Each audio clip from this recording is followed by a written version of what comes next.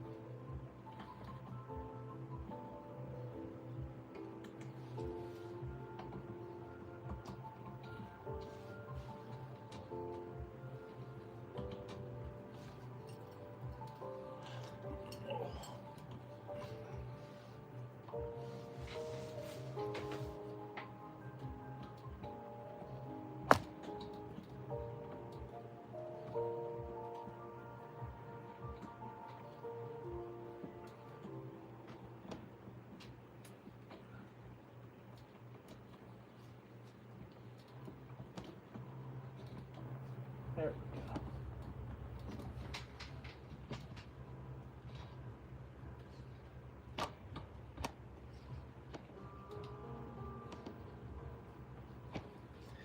Just moving things a little bit. Sorry for the shakiness here.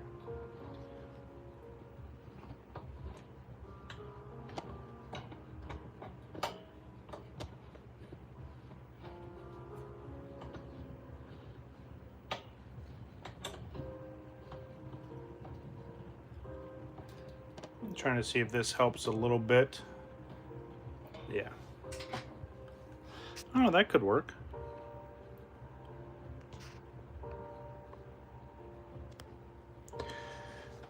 We shall see.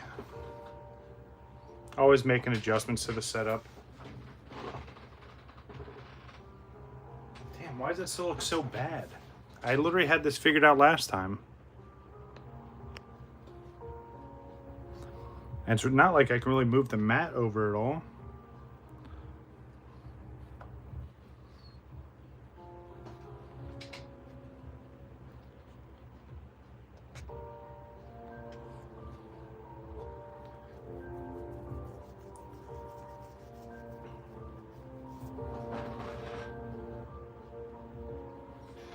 The stream delay definitely doesn't help here.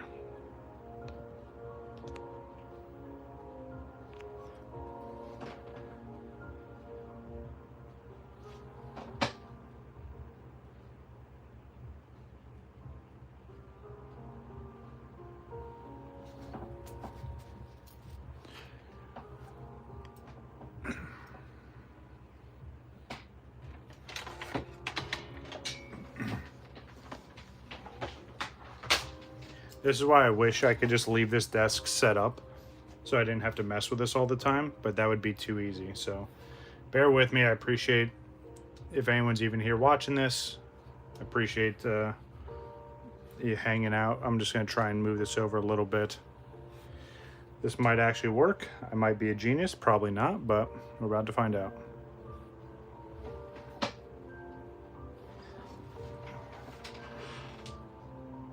Okay, that actually kind of worked.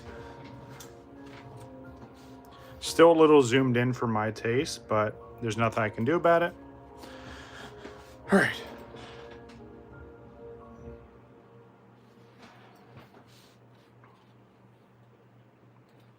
It's so weird because like YouTube zooms this so much further than the actual camera for whatever reason, and you can't do anything about it. So, all right. So the other thing I need to check as we're waiting for the inevitable nobody to come on through. All right. Let's see. This fits here. Probably not. Okay, that's actually not bad. That's actually not bad at all. Just get a couple pages open. We are going to go through this.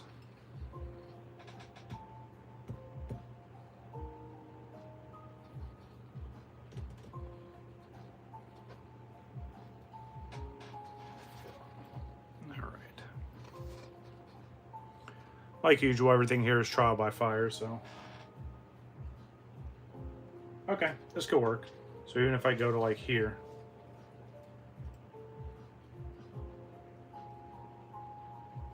Oh yeah. Okay, this is definitely gonna work. I just gotta remember this spot here. Okay, cool. All right, so we're gonna go through this. This is the Ultimania Archive. This is volume 3. I am working on trying to get volume 2 and 1. We're kind of just going in reverse order, but we're gonna start with something else. So as you guys saw, we do have a couple of the Final Fantasy Magic the Gathering play boosters. I actually picked these up today from a local card shop. Super excited to see these, especially because the packaging is a bit different in these compared to the sleeve blisters. And then this here, this is the latest and greatest set here. This is Opus 27. Yeah, 27. Pre-release kit. So this new set, Journey of Discovery, actually comes out next Friday. So this is actually kind of perfect that this came in when it was supposed to, obviously pre-release. So we're going to go through and open this, get a little bit of a preview of the set. Next Friday, I will have booster boxes, and yes, booster boxes for the brand new set. So that'd be fun to go through, experience it on day one. But we're going to start with these here, just going to kind of roll through these. Thought I'd just grab a couple and try my luck. Nothing too crazy there. If anyone did pop in his stream, just let me know how everything looks and sounds. I still feel like the camera's off just a little bit. Yep, definitely off a little bit. I must have bumped into something. Let's see if I can fix this. Again, I wish I could just have this permanently set up so I didn't have to mess with this all the time.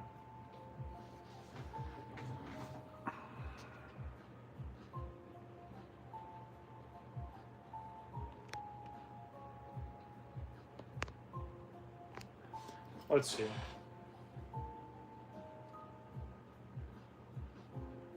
Okay, that's a little bit better. Maybe that.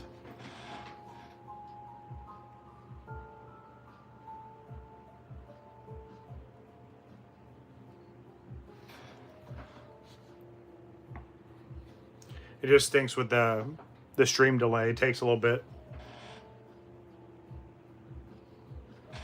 This is gonna drive me nuts, sorry.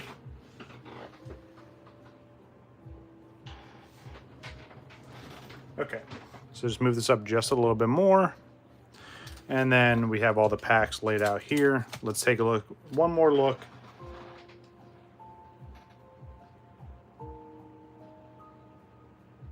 All right, that'll do. All right, so again, so you guys see we have the Magic the Gathering Final Fantasy Play Boosters. We're gonna go through these first. Then we're gonna get our first look at the brand new set, Journey of Discovery. And then we're gonna look through the Ultimania Archive, which I'm super excited about. That's going to take up the bulk of the stream. So if you don't care about looking through pictures and artwork, you're more than welcome to pop out at that point. But without further ado, took us a little bit to get situated. But again, this is the same desk that I use to do all my gaming and stuff on. So yeah, that's why I have to keep adjusting it every single time. Hey, what's going on? Just finally getting situated here. This is the Final Fantasy and Magic the Gathering set here. Opened up a good bit of this, but happened to find some loose packs. And then this is a pre-release kit for the brand new Final Fantasy TCG set that comes out next week. Oh. And then I've got a whole bunch of stuff for Sunday stream, so I'm really looking forward to that. That should be a good time. And then, yeah, just kind of talk about some stuff that's coming up. But we'll get to that here shortly. All right, there we go. Get that over here. What's going on, Squirrel Gang? How we doing? Just finally getting into the stream. Took a little bit to get set up, but yep, good time nonetheless. Wait, why is there?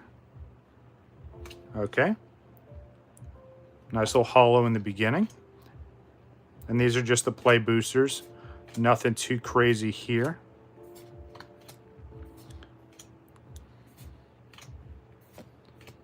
Good old Gale Cat. I love this. So in Final Fantasy lore, this is actually funny because these were just cats that manufactured their own little bat wings. So he's actually like wearing like a little backpack.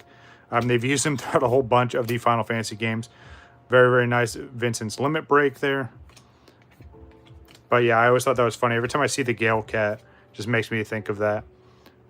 They made a reappearance in Final Fantasy 14. And I thought it was the funniest thing, just seeing these little cats with backpacks and they're literally just flying around. All right, flip on over. And again, these are like little token cards in the beginning. Nice little land right off rip.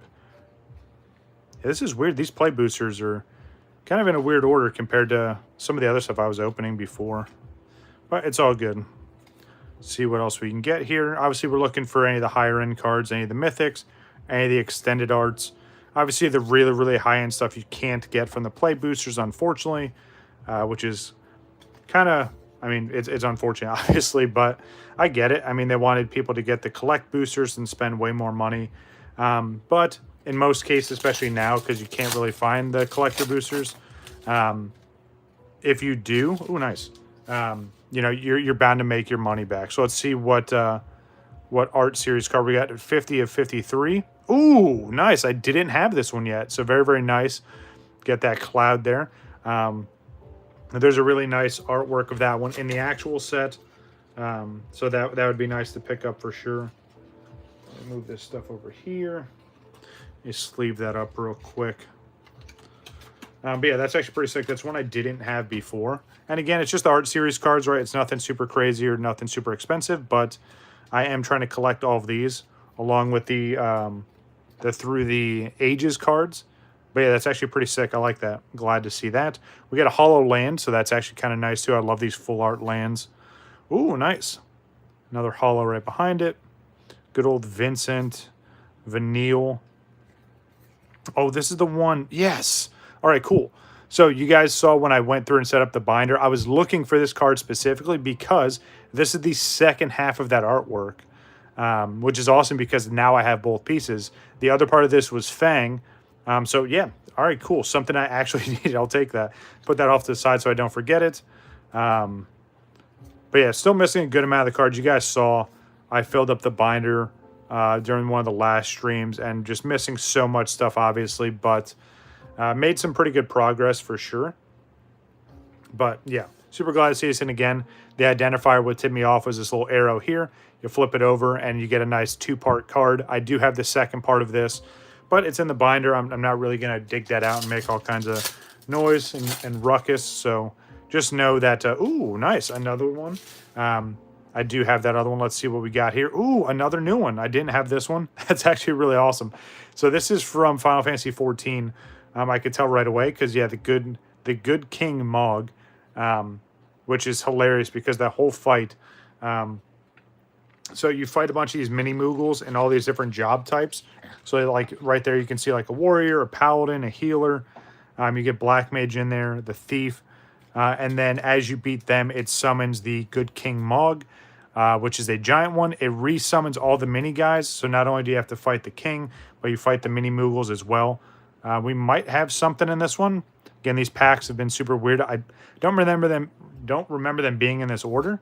But let's see. Ooh, okay, nice. Yeah, I don't know why these are, I don't know, this is so weird. Like all the other play boosters in the sleeve ones I got, they were not in this order, but here we go. So this is one of the Through the Ages cards I did not have before. So very nice to see that one. This one's absolutely beautiful. We get the Byron Rivalry, which is sick because this is a Dark Knight and the Dragoon right behind it. Yeah, absolutely stunning artwork there. Awesome. So again, more cards I didn't have previously. These little play boosters have been doing really well for me so far tonight. I like it.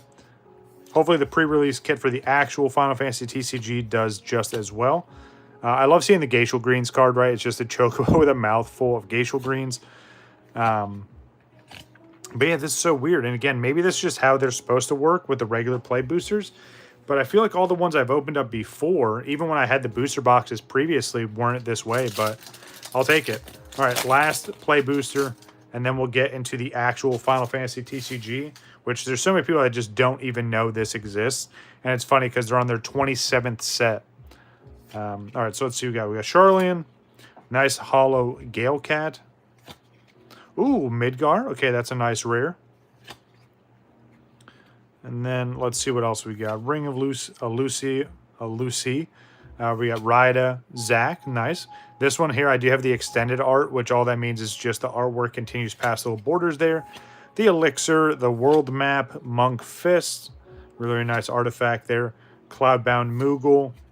Retrieve the Esper. Vincent again. The Gubu Gardener. Love it. Gubus are one of my favorite creatures. And then we get Call the Mountain Chocobo. All right, so not too bad. Again, got a few things that I didn't have previously. Going to have to do a binder update again, but I was super glad to get this. And then again, not only did we get a really, really nice Through the Ages card, but we got 2 of the art series cards that I didn't have previously. So pretty successful out of 5 packs. I should have bought more, but it's all good. I'll take it. Nice little win there. All right, next. And again, this here I'm super excited about. I knew the booster boxes weren't coming in time because they're kind of time released, right? You can only, ship out and send out products in a certain time frame, and of course they don't want to break any of their rules or anything like that. But my nephew just got here, so he's probably gonna roll in here in a second. Let me look at this real quick.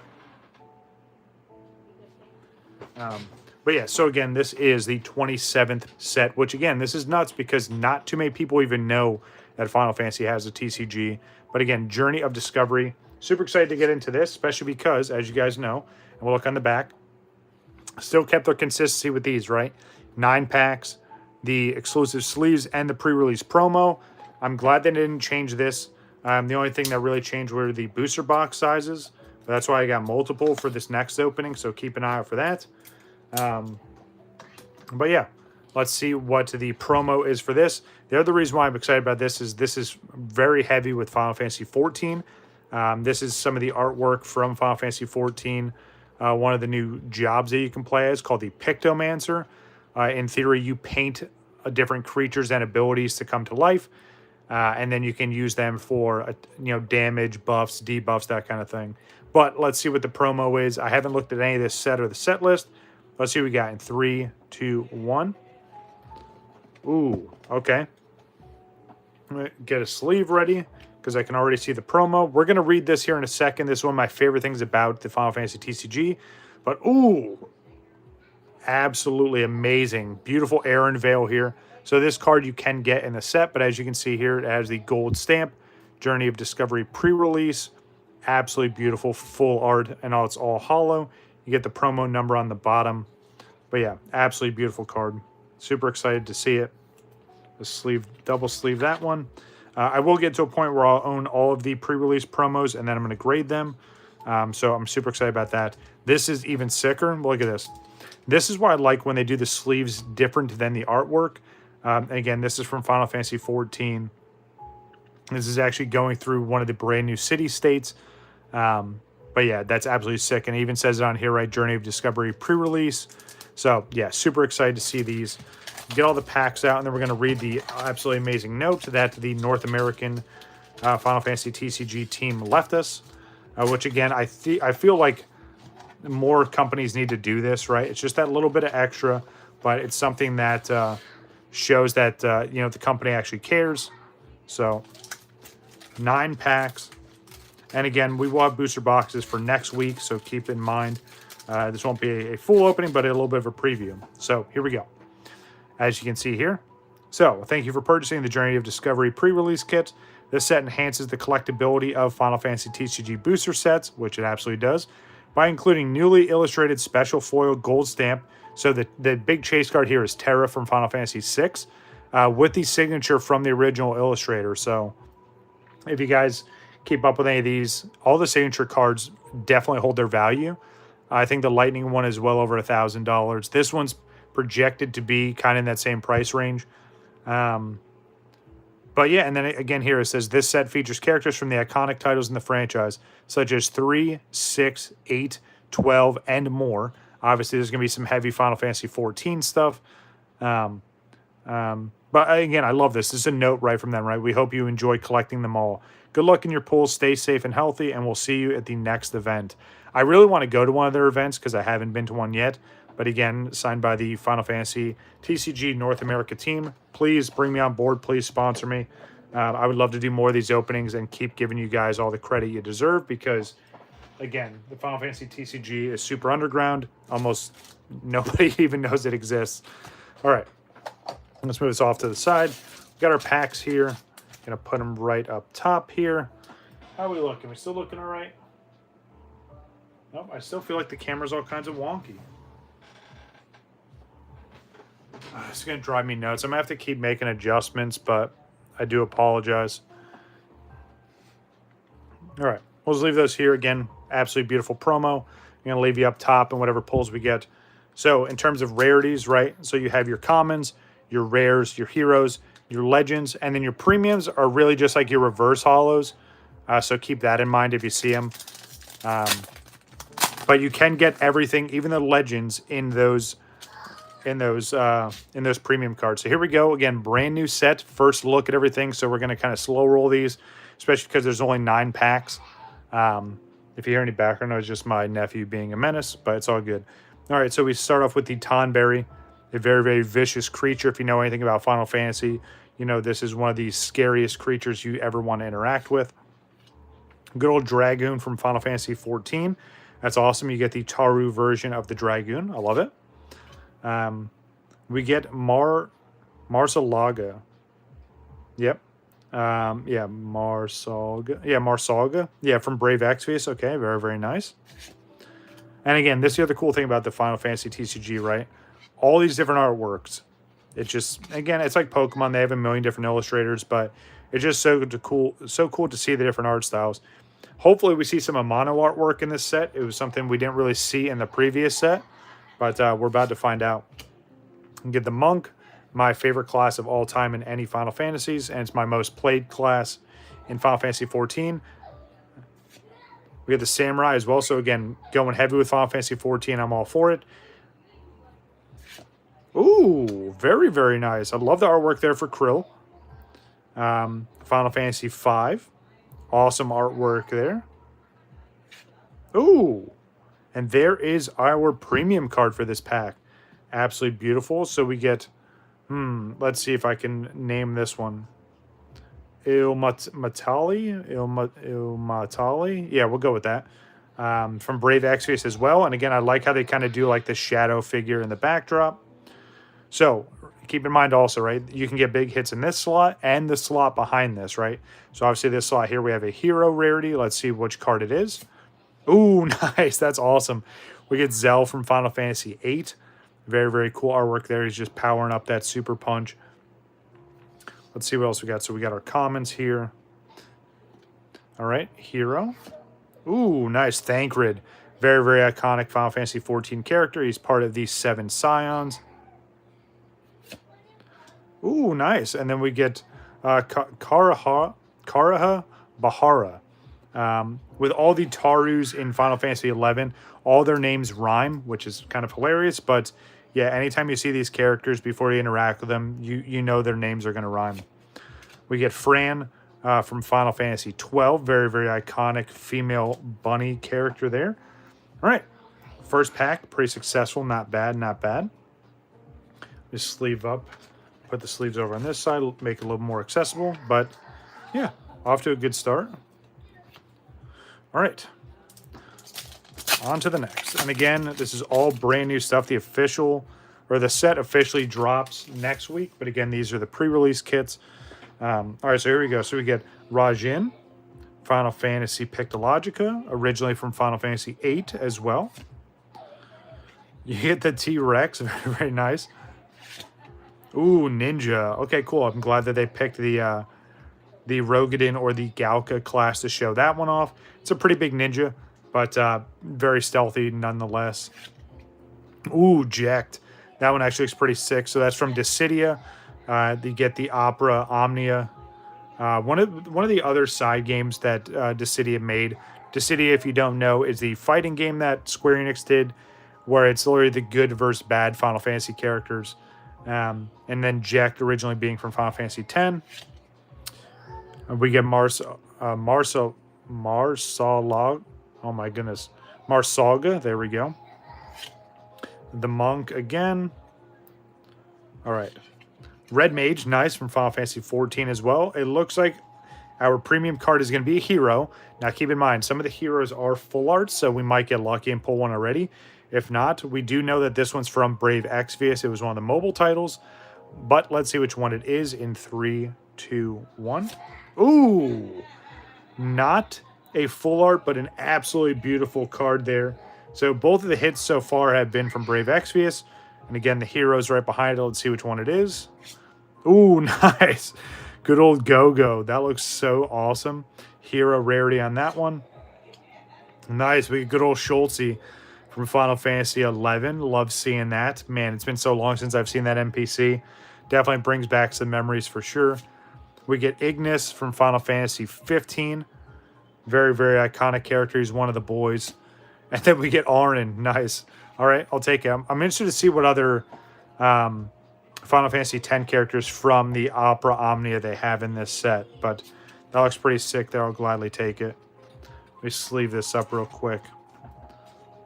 On to the next. Looking pretty good so far. I'm enjoying it. Again, brand new set. I'm super excited to get into the set with the booster boxes. But let's see. Nope. All right. Here we go. Reaper, another awesome class from Final Fantasy XIV. One of the more recent classes. Super powerful and super fast, right? It's kind of got a mix of like Dragoon fused with Ninja in terms of its lethality, but its speed. It's insane that I could talk about this stuff all day long. Tonberry, the Dragoon. Ooh, nice. We get Call from Brave Exvius as well. Again, I love the artwork on all these. We got the Chemist from Final Fantasy V. Samurai from Final Fantasy XIV. The Bard from Final Fantasy V. Ooh, all right. Here is, let me make sure I'm not double pulling here. Nope, no double pulls here. Our premium card is a rare from Final Fantasy 15. I have an idea of who it is, but let's take a look and see in 3, 2, 1. Oh, nice. Gotcha. I knew it had to be one of the boys, especially because they are featured in this set, but it's nice because we just pulled the regular version, and then you get the premium right behind it. Another hero rarity. So let's take a look and see which one this one is. Let me put these down. All right. Let's see which hero we got here in 3, 2, 1. I love, by the way, I'm sidetracking myself here, but I love having the chance of double pulls, right? So you get, whatever the reverse is, and then you still can get a big hit behind it. Ooh, nice.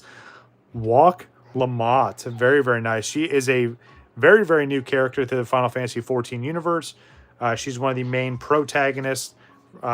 She's kind of one of the royal family in the new city-state you get to interact with. Her whole storyline and plot is very, very intense. It gets very emotional at some parts, but she is an awesome character for sure. And she plays as like a warrior, so she's super strong and she doesn't take shit from anybody, which is exactly what you want. They even gave her the title as princess here, so that's absolutely sick. Ooh. Arden from Final Fantasy 15, another iconic character. Now, the difference between her being iconic as a protagonist, he's very iconic as an antagonist, and how his story plays out throughout Final Fantasy 15, it's just absolutely insane. If you haven't played it yet, please go back and play it. Ooh, nice. Looks absolutely amazing. We get Fyron, from Final Fantasy 2. Again, stunning artwork here. It's another reason why I just absolutely love Final Fantasy. And then we get, let's see if I can pronounce this one. I'm probably going to butcher it. We get Haudriel. Yeah. He's kind of a possessed bard or red mage from Final Fantasy 11. Man, I really want to learn how to play this game. Like, especially with all these cards and how awesome they look. Like, it would just be fun to learn the mechanics. But maybe I'll get to it at some point. On to the next. How many we got left? We have 5 packs left. All right, let's see what other exciting cards. Hopefully we can pull at least one legend. You know, some of these pre-release openings I do, we get very, very lucky, and other times not so well. But again, it is a brand new set, and you know it's early on, so I'm definitely going to open up more. All right, here we go. Bard from Final Fantasy 14. We get the Mog or the Moogle. Just that face is just so funny. Just like 15 hours, no sleep, maybe even longer. General Leo from Pictologica. The Dancer from Final Fantasy 14, another really awesome class. Thief from Final Fantasy 5. Ooh, all right, so we got Krill. I thought we were going to pull another full art there. But again, absolutely stunning artwork there with Krill. One more before the premium, Gladiator. This is a class I'd love to see come to Final Fantasy 14. Either that or I think Berserker would be kind of sick.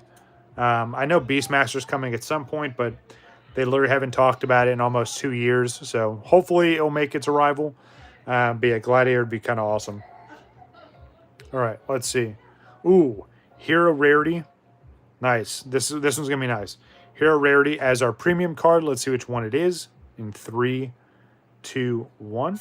Ooh, nice. Okay, I'll take that. There we go. So we finally got a full art, and we got Go-Go as the full art, looking absolutely amazing. That's the other thing I like about this, right? They'll take these cards, you know, take the text box away, and then just give it that hollow foil on there, which looks absolutely amazing. Now, behind it, ooh, another hero. So back-to-back heroes. Let's see which one we got. Ooh, nice. So there we go. That's actually really sick. So there's the regular version of the card, and there's the full art. So you get the full gambit. Again, absolutely stunning. Good old Aaron Vale. Another very, very new character to the Final Fantasy 14 universe, but a very impactful character. Very, very interesting story. And that's the one thing I love about their storytelling. They really do develop these characters as you go along. And they just, I don't know. I just can't say enough about how much I love Final Fantasy 14, which, I mean, should be pretty apparent if you've watched any of my content or heard me talk about it long enough. I've literally been playing this MMO since 2010, to just put that into perspective. And I played it up till the game shut down, and even when it came back. But I won't get too long-winded in that. We saw more cards here. So let's see what's behind Aaron Vale. Ooh, okay. That's actually some very unique artwork there. We get Alone, or let's see, Alani. Yeah, we'll go with that. Final Fantasy 8.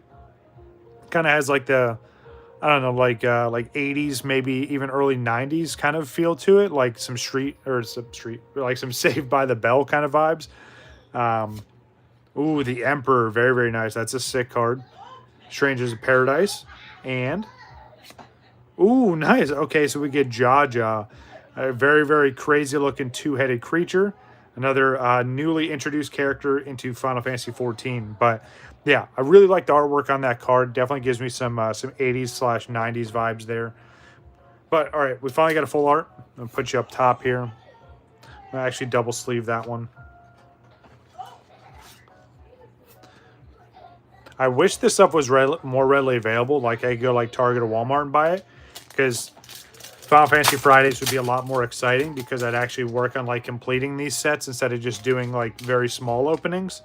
But it is what it is. Viper, the latest and greatest job in the Final Fantasy 14 universe, alongside with Pictomancer. This one is, I don't know, it's like another iteration of Ninja. Super fast, super strong. A lot of very, very potent combos. We get Summoner right there. Again, the self-explanatory. They summon creatures. Kane, that looks sick. Man, it's only a common. I wish it was a little bit higher rarity, because then we'd at least see a full art. But this one in a premium is going to look really, really nice. Again, iconic artwork by Tetsuya Nomura. Ooh, Goluf. Again, a very, very beautiful artwork there. This one's from Final Fantasy V. We get Fujin from Final Fantasy VIII. Yeah, Final Fantasy VIII originally. This, obviously, chibi artwork is from Pictologica. Gladiator. Ooh, let's see what we got here. Ooh, oh, nice. We get Clara from Final Fantasy XI. Another iconic NPC. Man, I just love seeing these because these are little screen grabs from the game. I know I've mentioned it in other openings, but it brings back so many memories from that game. Just seeing, like, this is the graphics from that game, which even to today's standards still looks pretty damn good.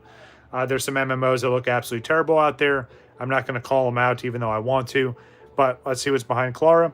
All right, so we have a rare. Let's see which one it is. Nice Prompto. Okay, so we're following through with the other Final Fantasy 15 characters. Hopefully there's Noctis and Gladius. That'd be kind of sick to have all of them, but another awesome premium. Another hero rarity here. Let's see which one this one is in 3, 2, 1. Nice. We get Jaja as the hero here. Very, very nice. All right, we get Adelheid from Final Fantasy XI. There's Gladius. All right, so there's 3 of the boys. We just need the premium for him now. And then 7, very, very cool, from Final Fantasy Type 0. That was such an underrated Final Fantasy game. A lot of people don't even know it exists. It's definitely worth playing if you haven't played it yet. I'm pretty sure you can get it on Steam and some of the modern platforms. But in theory, it's like this schoolhouse where they're training all these kids, right? And they all get assigned different numbers. Some of them even have, like, assignments based off of, like, playing cards. And they all have different jobs, different abilities, different skills. So it's pretty neat. But we push on. All right, 4 more packs to go. And then we get into the Ultimania Archive number 3. I'm still super glad I got that. Again, shout out to New Kid for getting that for me for my birthday. I'm super excited to get the other 2 volumes and have a nice collection piece. All right, so speaking about Final Fantasy Type 0, here is Ace. Again, kind of goes with the theme of the cards. There is Pictomancer, very, very nice. Different character from the pack art, but still the same job. Ooh, nice. Gesper. That one actually is pretty sick. That's from Mobius Final Fantasy, another actually successful Square Enix mobile title. There aren't too many of them out there, but this one, Record Keeper, Brave Exvius, they were all very, very successful. Machinist, one of my favorite jobs in Final Fantasy XIV. We get the Black Mage, which is funny because every time they buff Black Mages, the director and producer, Yoshi P, that's their main job is Black Mage. So everyone's like, oh, there's favoritism, or, he's taking care of the job he plays. Hey, if I was the director and producer, I would definitely be tweaking the job I like the best, but that's just me. All right, so we get Leiko Habhoka. Again, another character from Final Fantasy Final Fantasy XI. I'm not overly familiar with this NPC.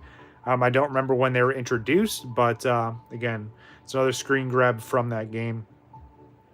All right, let's see what we got next. Ooh, Marlboro. That artwork looks absolutely sick. So our premium card is behind this, which, again, this card looks like it should be a premium card.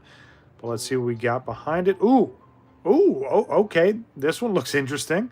Another artwork from Tetsuya Nomura. This one's from Final Fantasy VIII. I don't know. This is going to be interesting, especially with the checkered pattern there. All right, here we go. Let's see which one it is in 3, 2, 1. Ooh, okay, nice. So we get Rain. That's sick. And again, it keeps with that same theme like we saw before.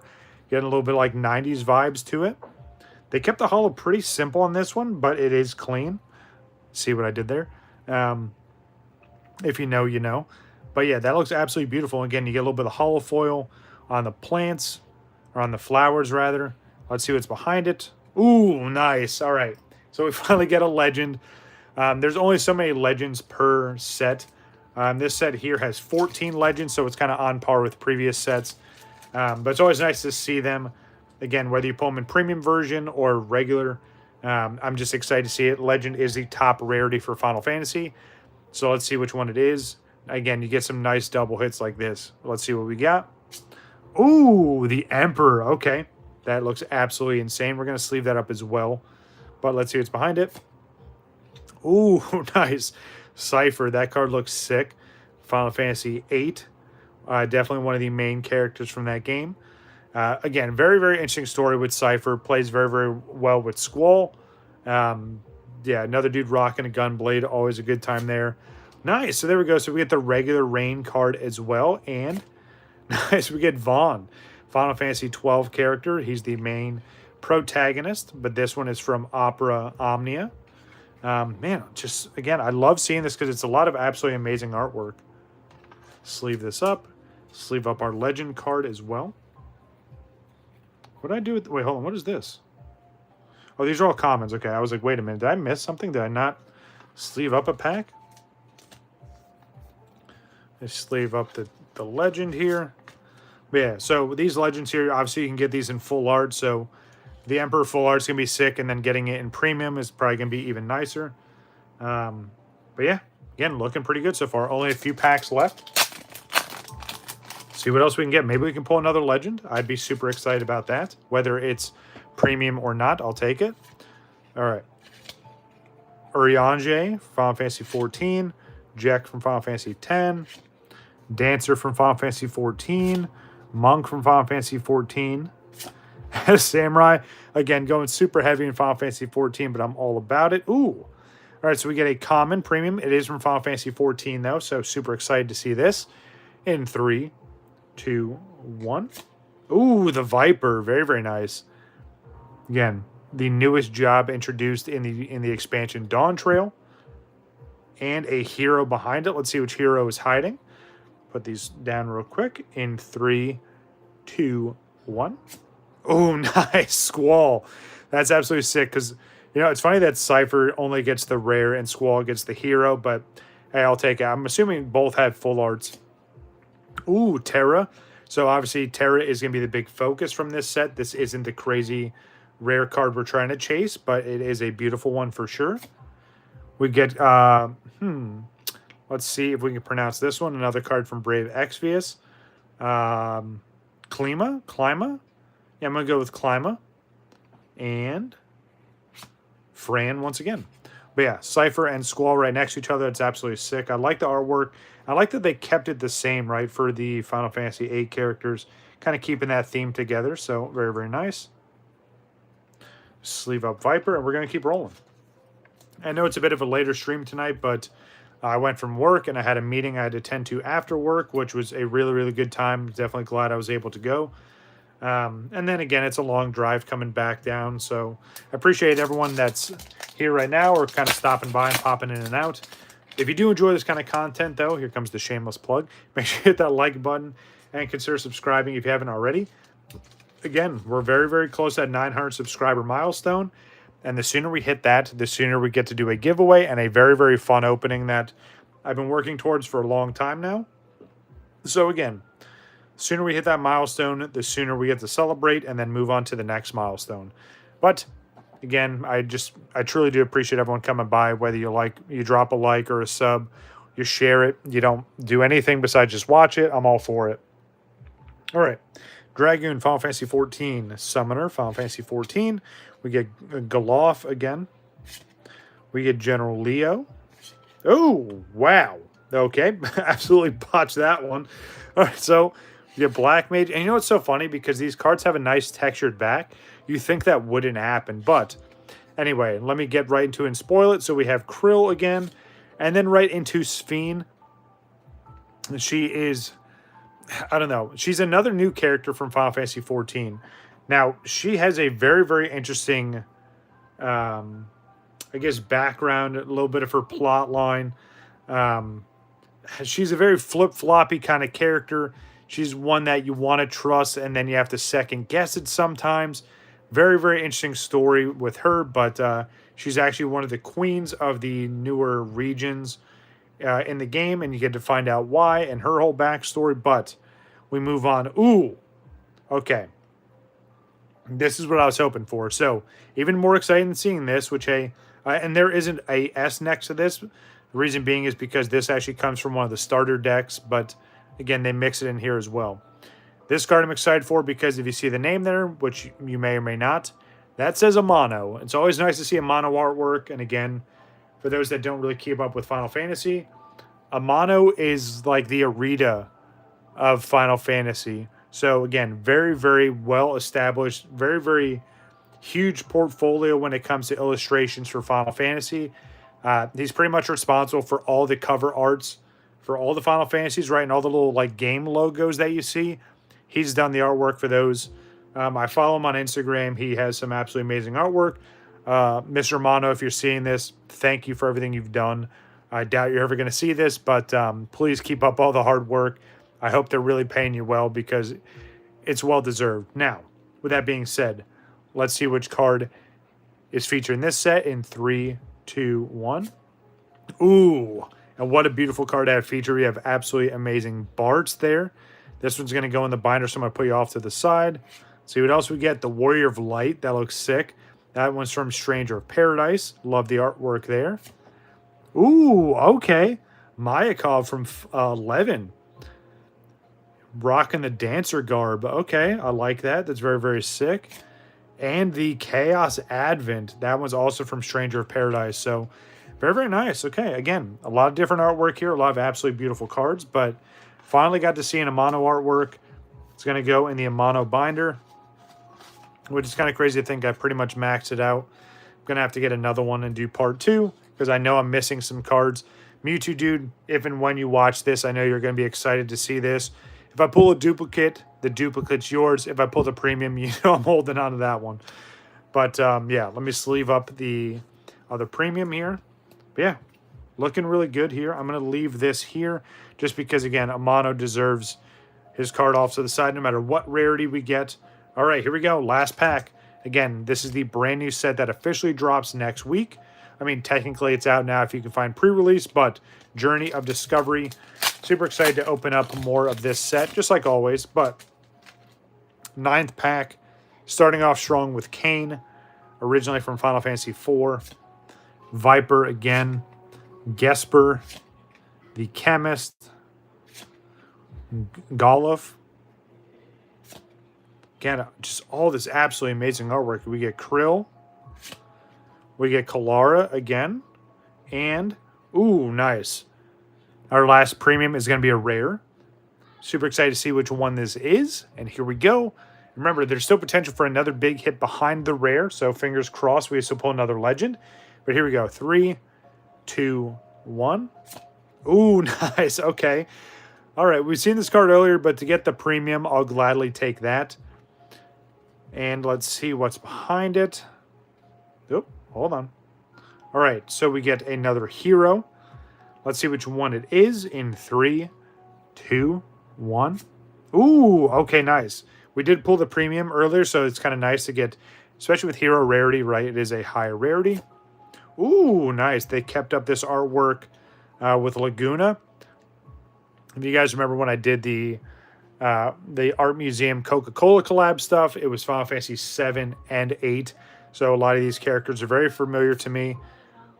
We get Kalana from Final Fantasy 14. It's actually the sibling to... where did she go? Where did she go? Hold on. It's actually the sibling of... WakoLamat. I know it seems kind of crazy because they're two different races, but I'm not going to go through and explain that. We'll leave it as is, but trust me, they are siblings. All right, here we go. And let's see what's behind it. Nice. Ended off with another awesome Vaughn. All right. So not too bad. Not too bad. I'll gladly take that. Very, very fun opening. Again, this is just a little bit of a preview of what's coming. I do have multiple booster boxes coming in, which I truly hope they ship before Friday so I can get them in on Friday. But again, very, very solid opening. Again, a bunch of premiums. We got at least one Amano artwork. I'm going to have to look at the set list and see. Well, I don't want to look at the set list just yet. I'm going to wait till after next Friday, and then I'll look it up. But we got the Emperor as our only legend from this opening. That's 1 of 14. I'm excited to see how many more we can pull during next week's opening. Go-Go as the full art. Very, very nice. And, of course, last but definitely not least, the absolutely beautiful pre-release promo for Journey of Discovery. So, very, very nice. I'll put this off in the binder. Stack all these up. I am going to take a very quick break just because I know this next part of the stream is going to take a little bit. But yeah, we're going to go through the Ultimania archive here in just a few minutes. But just give me a couple minutes. Just kind of reset here.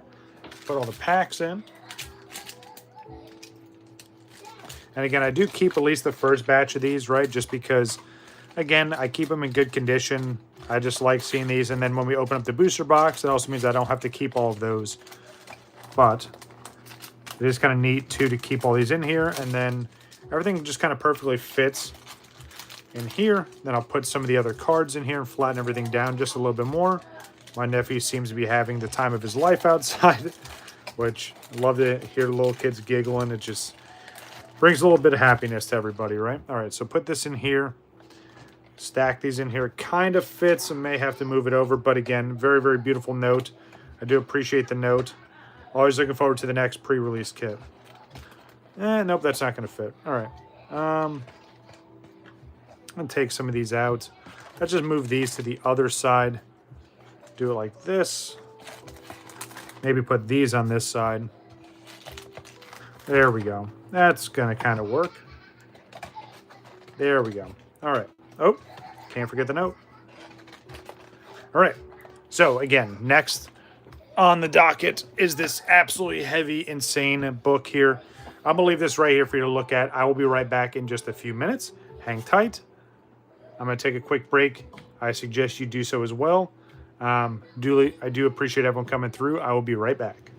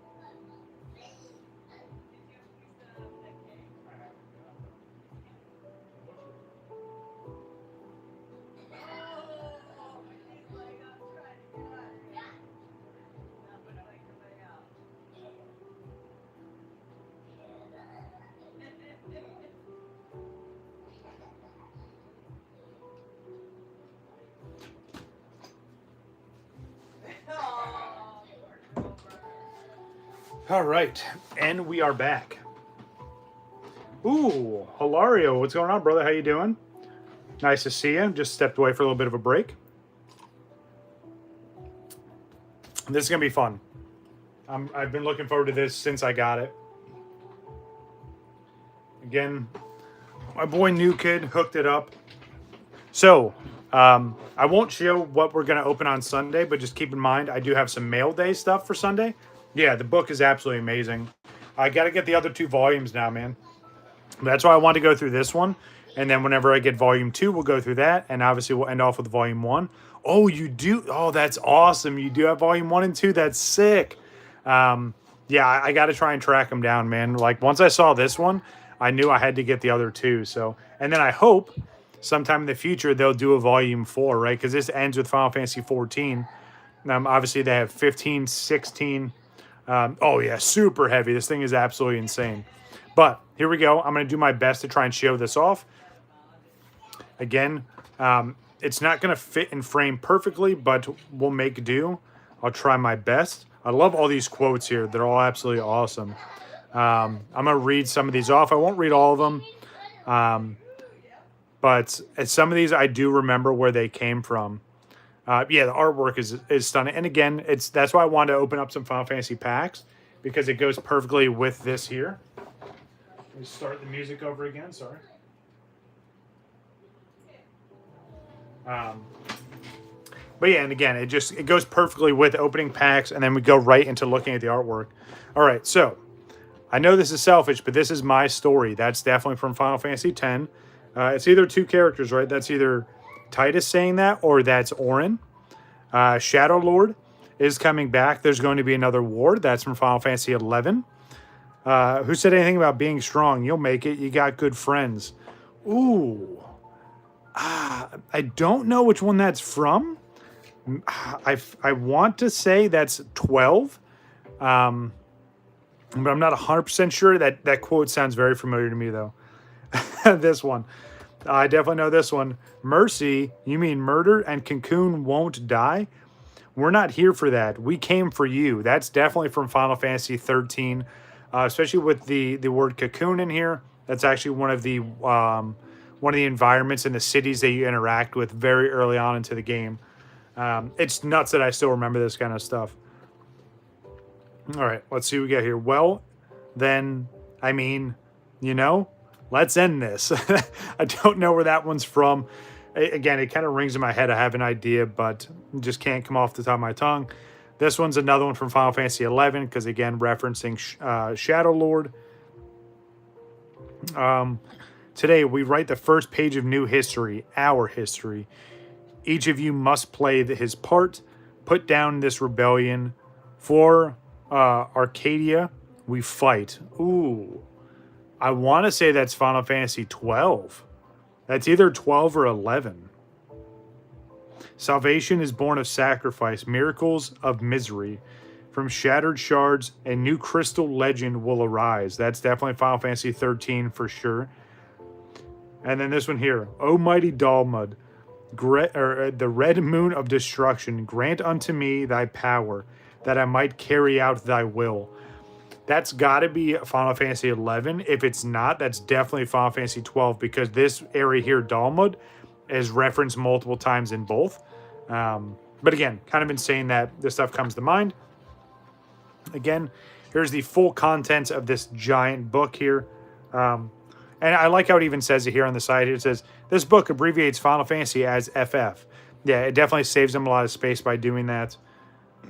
And then other abbreviations, which again, right, DS, right? So the Nintendo DS, PS2, PS3, all seems pretty straightforward. This one's cool. It says text and in-game screenshots use translations from the most recent versions available at the time of printing. As a result, the dialogue, stats, and names of characters, locations, items, etc. may differ from those found in the original English version. So that's kind of cool. Again, I know I'm reading like super into this. And this part of the stream is probably going to go long. So if you got stuff to do, hey, no harm, no foul. I don't mind if you step away. Obviously, it's going to be uploaded immediately after. But yeah, it's a pretty big book. I don't know if I'm going to get through all the pages, especially because I'm just going to look. There's over 300 pages. Yeah, this might have to be a two-parter, especially because I could talk about all this stuff in here at length for a very long time. And of course we're starting, and again, these are all iconic Final Fantasies to me. Yes, I've played all of them, but these are the ones that not only were like a generational shift, especially going from 9 to 10, but all the different platforms and these games I was playing when I was growing up, right? Like, I still have Final Fantasy X on my PlayStation Vita. I have my memory card from Final Fantasy X from back in the day. Final Fantasy XI I played for 7 years. Originally on PS2, and then played it on PC, and then played it on 360. Final Fantasy 12, again, just an absolutely amazing game. Even with the re-release when they did the... oh my goodness, what is the updated version of that game? Hold on, I actually have it right here. Hold on. It's called Where is it? Hold on. Wait, I'm coming up with it. Hold on.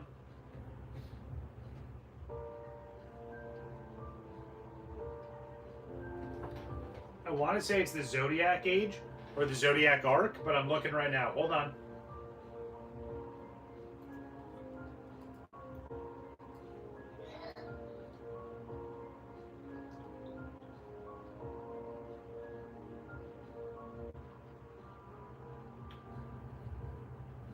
Yes, Final Fantasy 12, the Zodiac Age. Absolutely amazing game.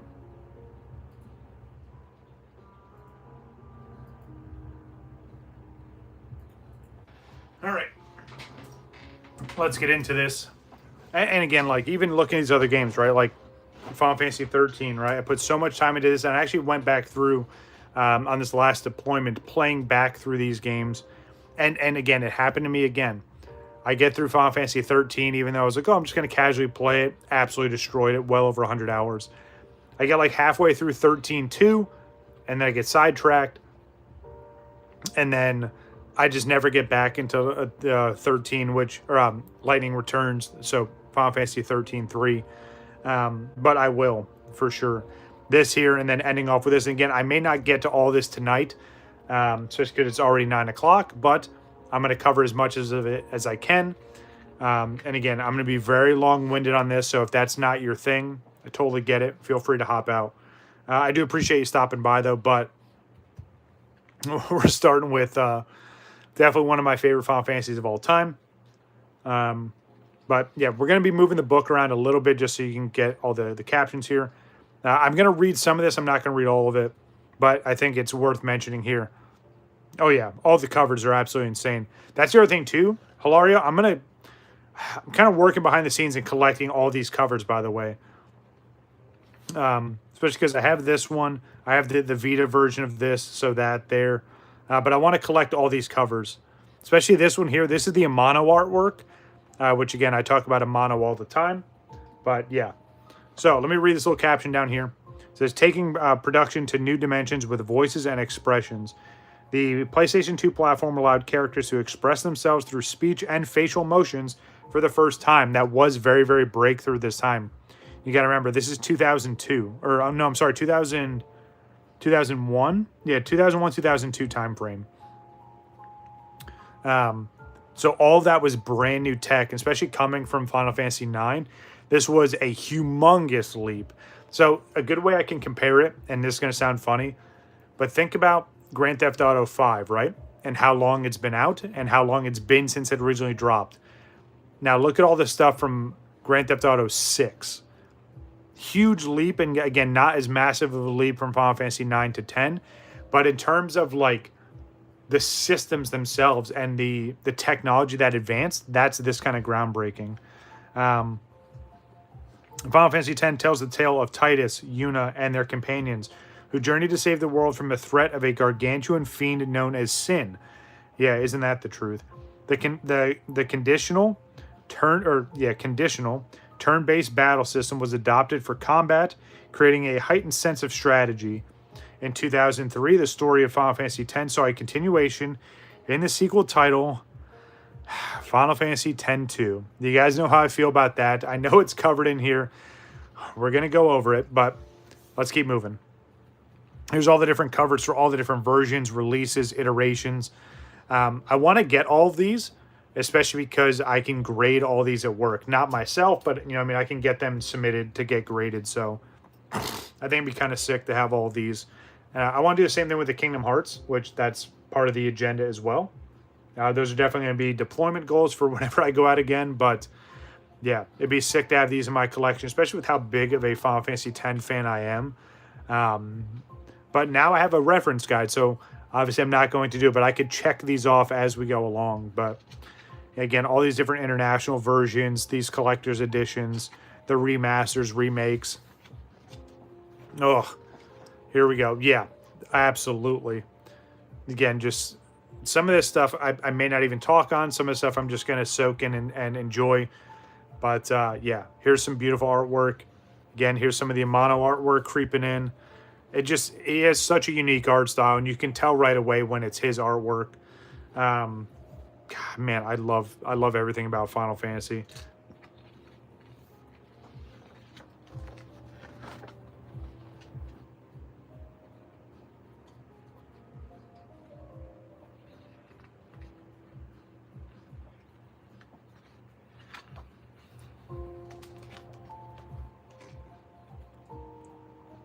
That one is such good artwork, but super creepy at the same time.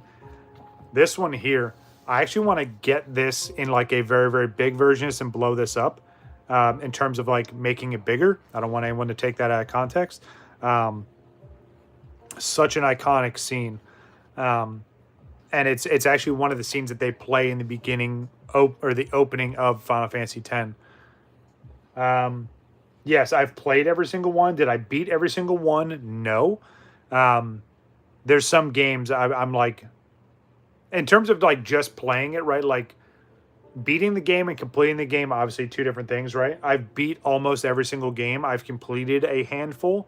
But no, there's definitely some games I need to go back and actually beat. But I can say I have played every Final Fantasy, especially the spin-offs. But yeah, just all this absolutely amazing artwork. And again, I wish I kind of zoom out a little bit and capture this a little bit better. But we'll make do. Oh, man. And again, screen grabs from the game, from some of the cutscenes. Good old Unalesca. Man, just so many awesome scenes. All right. I'm going to read this little blurb here. I think it's worth mentioning, right? All right, so it says, the world of spirit is caught in a cycle of death. Its people live in fear from a great menace known only as sin. The people seek solace in the temples of Yevon. Yevon's kind of like the religion, if you will. The Yevon faith teaches that the only way of temporarily defeating sin is for summoners to sacrifice their lives while performing the final summoning. To this end, summoners periodically set out on pilgrimages with the goal of returning peace to Spira. But even the final summoning cannot kill sin. It only prevents sin from reviving for a time, which is insane because, like, even going through the game, right, like, once you figure that out and you realize that it's kind of random, which is sad because, like, they go through so much work, they put so much effort in and time sacrifice and in like human sacrifice to get to this point. But here it says, in those peaceful periods known as calms, the people receive a brief respite from sin's menace. So again, anytime sin is on the scene, it's pure chaos for everyone in the entire world. And the world does kind of come together in some aspects to try to find ways to defeat it.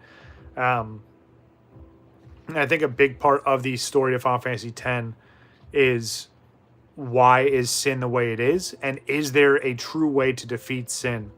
I'm not going to spoil it, even though it's a game that's over 20 years old. If you haven't played it, shame on you, honestly.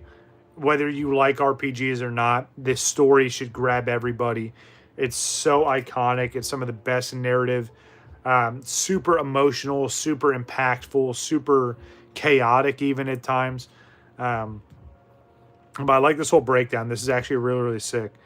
So you have a bunch of the parties broken down, and just some of the more impactful characters you interact with, right? So in terms of Yuna, which is the summoner here, this is her whole party, right? So you get Riku, Titus, Auron, Lulu, Waka, and of course good old Kamari. And then it breaks down from there, right? So this is such a cool way to look at this. Just all this different hierarchy, right? So you have Lord Braska, who's actually Yuna's father. He is a summoner, and he went out on a pilgrimage. He actually went out with Jecht, who is Titus's father. This is going to get super crazy. See all the different lines here. It may get a bit complicated. But a previous party was Braska, Jecht, and Auron, which was such an iconic trio to go out, especially because some of these summoners and their guardians, they go out on pilgrimage with, you can see Yuna has 5 guardians. Some people only take 1. Some people have a couple, like Asaru's guardian, right? It's just him and his brothers, which is actually sick. But Man, it's just so crazy seeing this. So then you have some of the Albed, right? So like Sid again makes an appearance. You have dude's name is literally brother. It's Riku's brother. You get Rin, and then you get Yuna's mother, which is absolutely insane. To kind of know that she's half Albed, which I don't want to get too deep into the lore because we could be here for probably 5 hours. But let's just say the Albed aren't really treated very well in all of Spira. Especially with their use of Machina, which is kind of a forbidden technology. Well, at least to some people it's forbidden. But yeah, it's such a deep rabbit hole. We can go through all this stuff here. But this is such a cool way to look at it. Donna, she only had one guardian, right? It's Bartholo. You get Sin here. And then Unalesca, which her whole background is just absolutely insane. Such a powerful and impactful character. And then Kamari, right? You get the other two Ronsos, which Ronso is just a race that are these kind of... I'm trying to think of the best way to explain. Kind of like lion-esque characters, if you will. But yeah, so Kamari gets kind of teased and hinted as like the small Ronso. Compared to Byron or Biron and Yenki, they're both huge. They're both muscular. And they're very, very intimidating, but they always clowned on Kamari as they were coming up. And Kamari definitely, he gets his own. He grows into himself and just develops as an awesome character. But then you have like the Guados. You have the Crusaders. Man, this is so cool to see, right? And then even some of these members of the Temple of Yevon, right? It's kind of the hierarchy of some of the more religious figures. Yo, Micah. Absolutely awesome. Good old Seymour.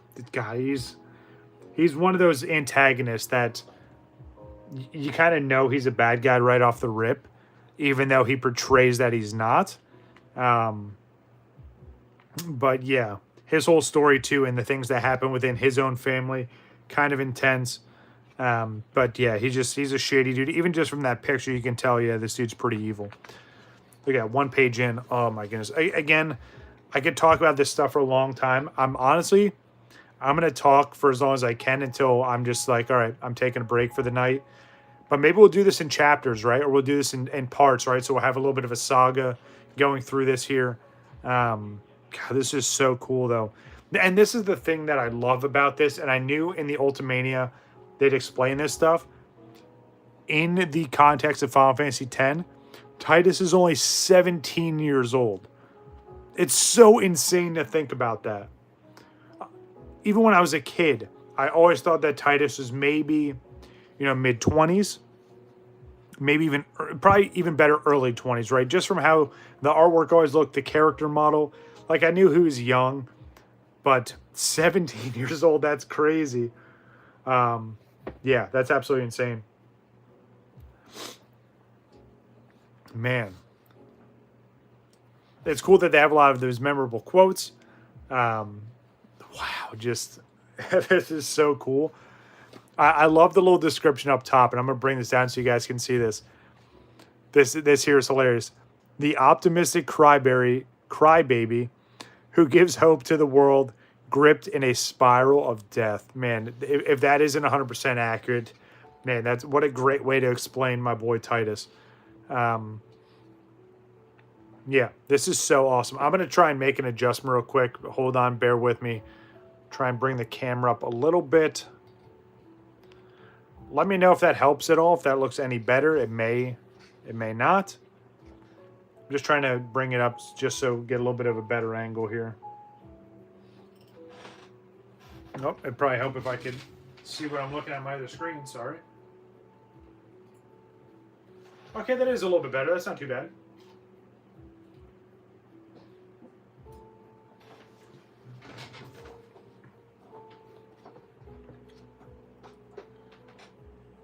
Just trying to make some quick adjustments here. I'm not going to... All right. We'll go with that. Looks a little bit better. You can see a little bit more of the page. Yeah. Very, very famous Blitzball player. Blitzball is a major sport in Spira. Man, just absolutely insane. Absolutely insane.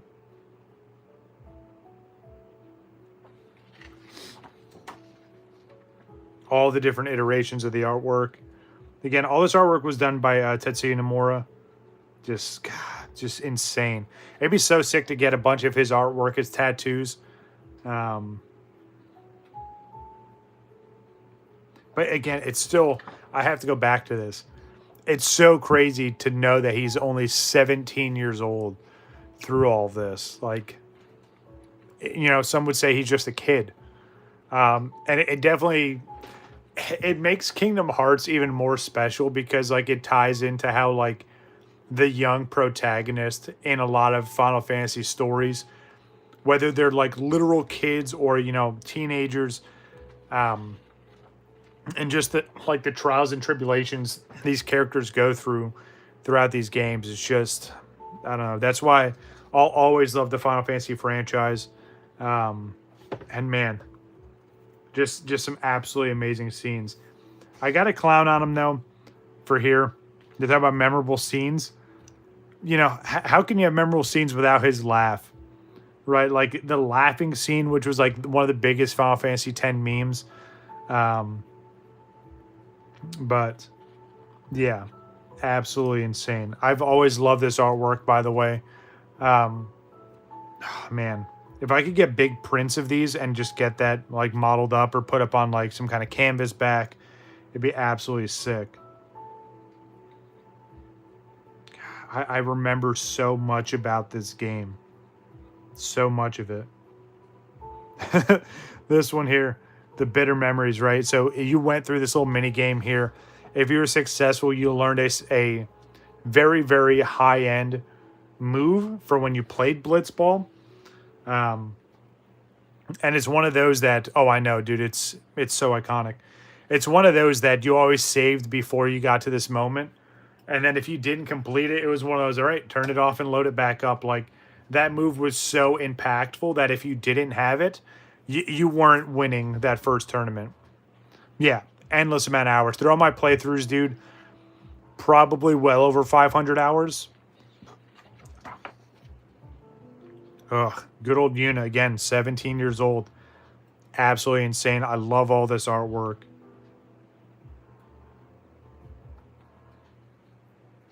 I will defeat sin. I must defeat sin. Very, very memorable. Huge, impactful phrase here. And I love it here. It even gives context of when these things were said and why. Man. This one here, her little thing up here. A summoner possessing endless kindness, willing to sacrifice herself to save the world. Yeah. Isn't that true? It even says here, right, she's half human, half Albed. Just, oh, man.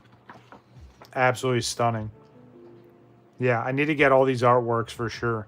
If anyone knows where I can find these artworks, please let me know. Again, I want to get them all in a whole bunch of prints. It would be absolutely sick. Like, a lot of people collect like crazy high-end or like abstract artwork. This is the kind of artwork that I want to collect. And again, it gives so much detail into... And again, I'm going to go through and read all this on my own, right? Feel free to pause here so you can read some of these captions. Man, it's just... And again, it just shows all the detail and all the thought behind this. Just absolutely beautiful. I'm like... This is such a good gift. Like, it's perfect for me. Like, oh, there it is. Okay, that's sick. I'm so glad they still mentioned it. The happy trails. There's the meme right there, right? They get the laugh. He's trying to teach her how to whistle. I'm so glad they captured the iconic scene there. Good, good, good, good.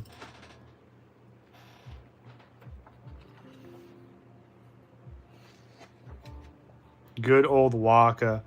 A good-natured older brother type who has dedicated his youth to Blitzball. Isn't that the truth? So he's 23, a little bit older than the gang. Yeah, such an awesome character. He has so much heart. He's so passionate. He's one of those guys that definitely stands on his beliefs. You're not going to sway him. especially with the stuff that happened to him and his family, especially with his brother Chapu.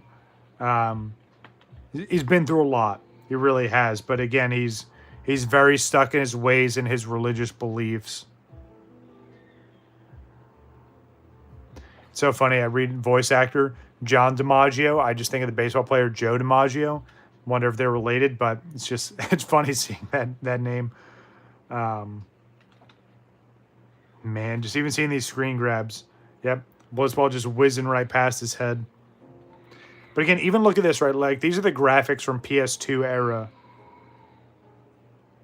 Absolutely insane. Good old Lulu.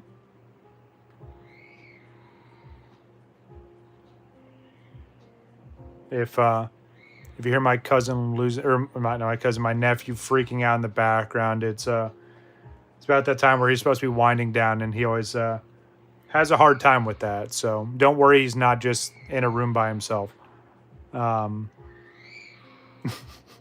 Kid is nuts. All right, so we got Lulu here. So the severe yet sweet black mage who aids her comrades with a wealth of knowledge. Yeah, it's a pretty accurate description. She's 22. Okay. Yeah, she's a very, very strong female character for sure. But you can tell that she's passionate about certain things. She's very, very strong-willed. But yeah, awesome character for sure.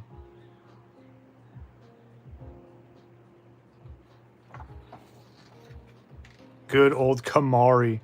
Oh, and that's the other thing too, right? And even mentions here the hornless Ronso youth dedicated his life to Yuna. So he's 25, even a little bit older than everybody else.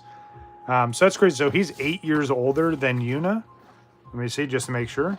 Yeah, she's 17. Yeah. So Ronso is very notorious for having horns. His was broken off, presumably by Biron and Yenke. But yeah, he gets a lot of flack for that, right? Because they think he's a weak Ronso and they bust his chops all the time. But yeah, he is Yuna's first guardian, which is even more impactful and such an honorable thing.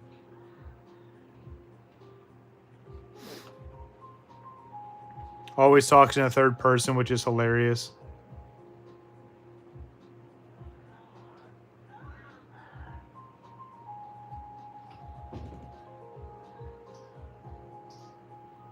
And he's one of those guys he's very soft-spoken and very quiet, but when he talks, it's impactful. Like, it's always funny when Kamari has something to say. Or like he'll just have these random outbursts where you're like, where did that even come from? But yeah, definitely a strong-willed Ronso for sure. Ugh, good old Orin. So iconic.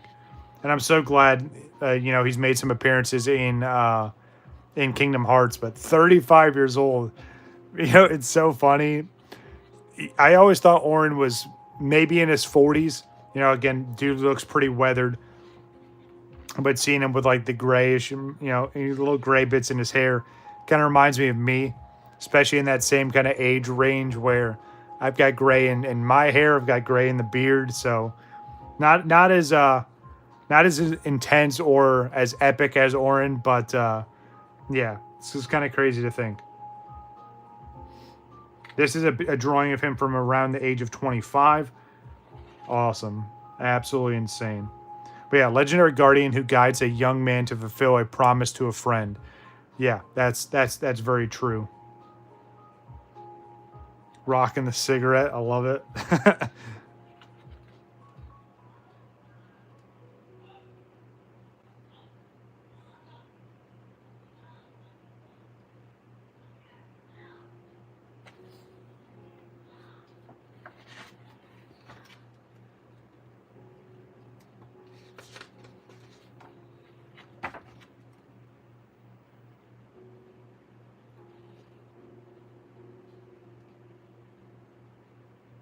I love how they separate these two, right? With like memorable quotes and scenes. Some of these are definitely tied together, but yeah. If the temples try to stop us, then we will defy Yevon if we must. Yeah. Just, God, this is definitely bringing me back. I want to play it so bad. Just boot up the old save file. This is it. This is your story. It all begins here. Yep. Oh, man, it's so early on and such an impactful quote. This is so sick. All right. On to Riku. 15. So the youngest of the batch. That's so crazy because I never pictured her being that young. Like, literal kid of the group, but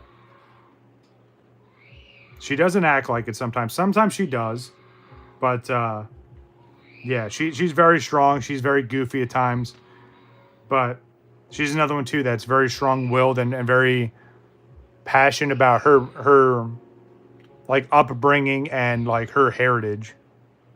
Yep, and again, right here, a hardy and hardworking Albed lass, constantly thinking about what she can accomplish. Yep, I agree with that 100%.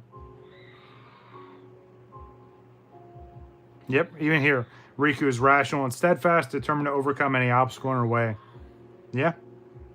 The first time you interact with her, it's a very interesting interaction. And then again, it just builds from there. Yeah, showing the OG suit, the Albed suit.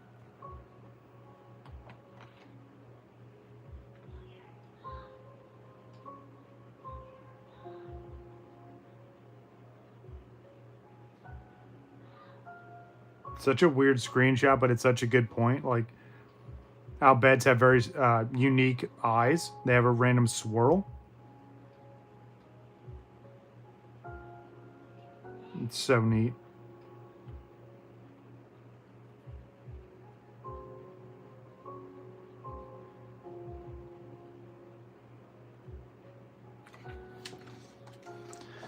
Ugh, good old. Well, not good old. No, the absolutely terrible Seymour Guado. This picture is cool, by the way, how they stretch it all the way across the bottom. And I like it because it shows the division, right? Like, Yuna wanted nothing to do with Seymour. Oh, that's actually cool. You get to see the full artwork of his tattoo. But yeah, Seymour, definitely an absolutely terrible guy. How old is he? 28? Bro, what? That's nuts. A young man restrained by the fetters of race, who regard death as only true salvation. Yeah. Again, bro, what? Oh, man, that's absolutely insane. I'm going to have to screenshot that. I'm not going to say why, but yeah, if you're watching, that's absolutely hilarious. We're going to have to talk about that, dude, for sure. That's absolutely hilarious.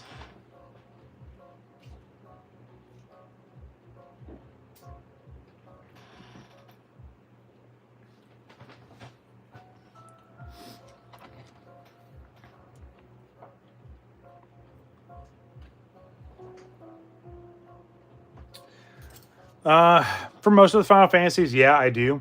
Even if I don't get like the complete form, if at least I can get like the initial, especially with Final Fantasy X, it was so tough to get like the complete, the Crystallia weapons, but I at least got every single one. And then I got like either partial upgrade. Some of them I got full upgrades. But yeah, Final Fantasy X had some tough challenges to get ultimate weapons for sure. Some of the other games were easier. Some were very, very tough. And again, 10, I think, had a very, very tough batch of the ultimate weapons. What about you? Do you?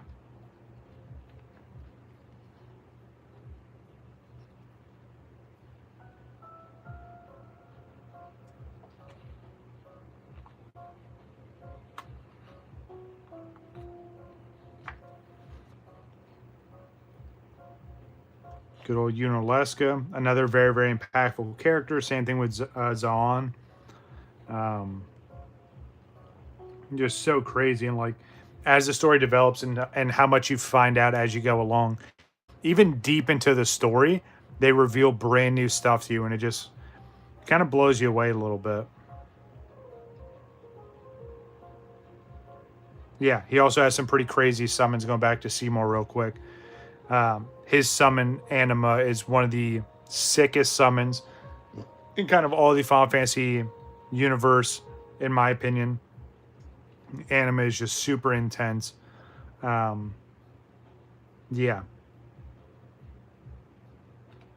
And even just the origins. And it says in this paragraph, I'm not really going to read out loud.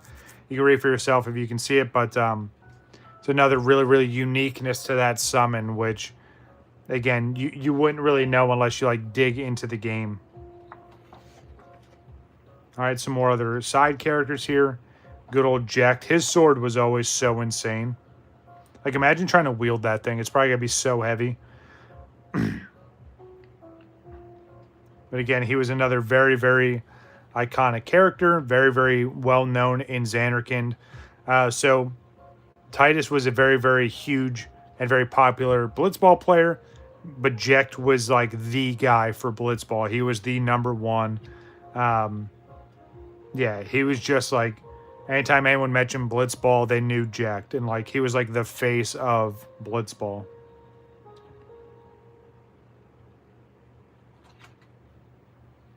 Good old Lord Braska, Sid. And again, like other Final Fantasy, Sid always makes some kind of introduction or some kind of impact throughout the game. This one, very, very memorable, especially because he's an Al Bhed. Again, he's another airship owner, flyer, or airship pilot, if you will, sorry.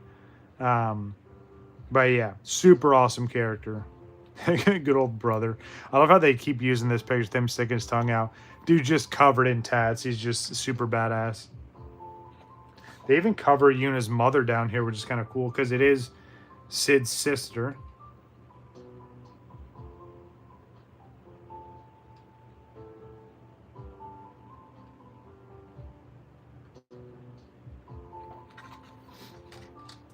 Oh, wow.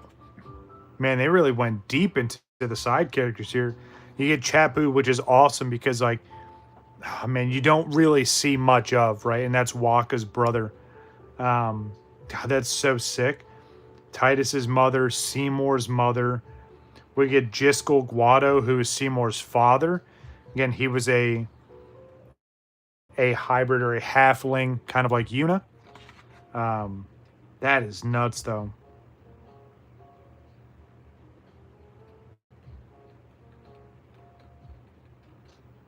She blames herself for Seymour becoming what he became. Yeah, it's pretty fair, pretty accurate. Luzu and Gata. Very, very cool characters. They're from the Crusaders. You get Awaka, this dude here, the traveling merchant throughout all Final Fantasy X. You get Donna and Bartholo.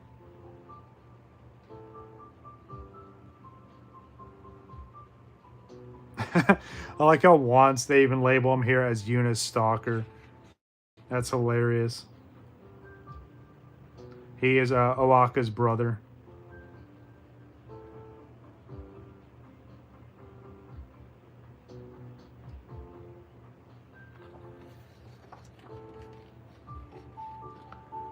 Belgemine, she is a very, very strong summoner.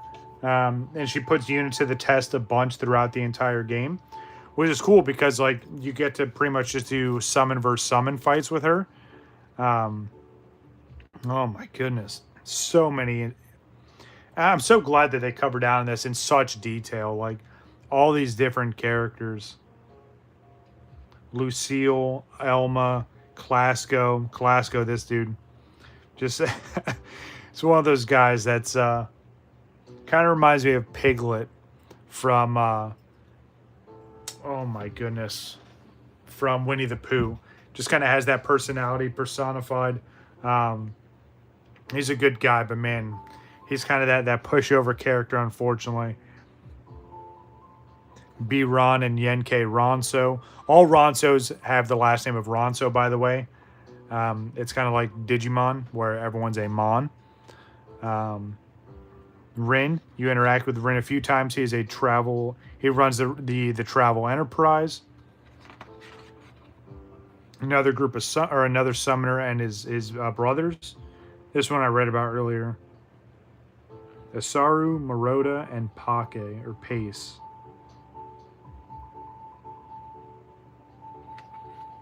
Yeah, you can tell how much bigger both these Ronsos are compared to Kamari. B-Ron is huge. Like, he's just a massive... And again, their horns are intact.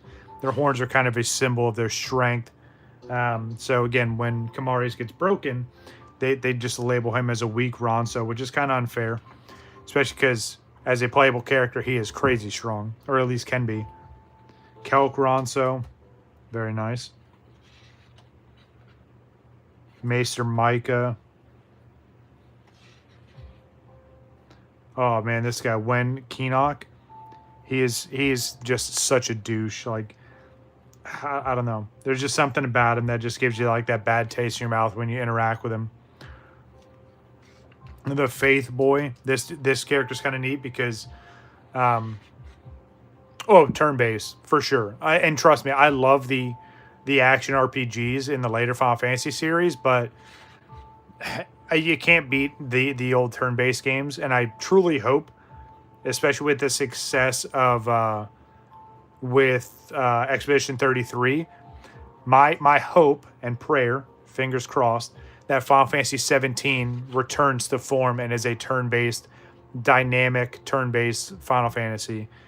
It would be so sick to see. But yeah, again, just so many awesome characters. But yeah. This Faith Boy here pops up in all the different temples you go into. And it's very, very iconic, and they give him the name in quotes for a reason. You figure out why later on in the game.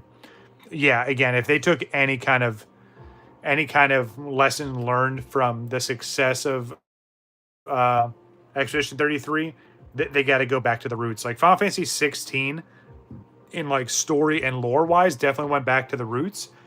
But not in terms of like the game and the combat itself. Which again, I like Final Fantasy 16. I know a lot of people didn't, but if you want 17 to be successful, it's got to go back to the roots in both lore and gameplay and mechanics. So that's what I'm hoping for. I mean, it's going to be years before we see Final Fantasy 17, especially because Square Enix is trying to finish up the Final Fantasy 7 trilogy, and then even before that, right? Like, the next big game on the docket for them is either Dragon Quest or Kingdom Hearts 4. I kind of hope it's Kingdom Hearts 4. It deserves it. But those are kind of the big things in the works right now. So in terms of next mainline Final Fantasy, I think it's going to be a while. But I'm okay with that. Yeah, and again, that's understandable too, right? A lot of people get worn out from playing that kind of stuff. And again, I get it.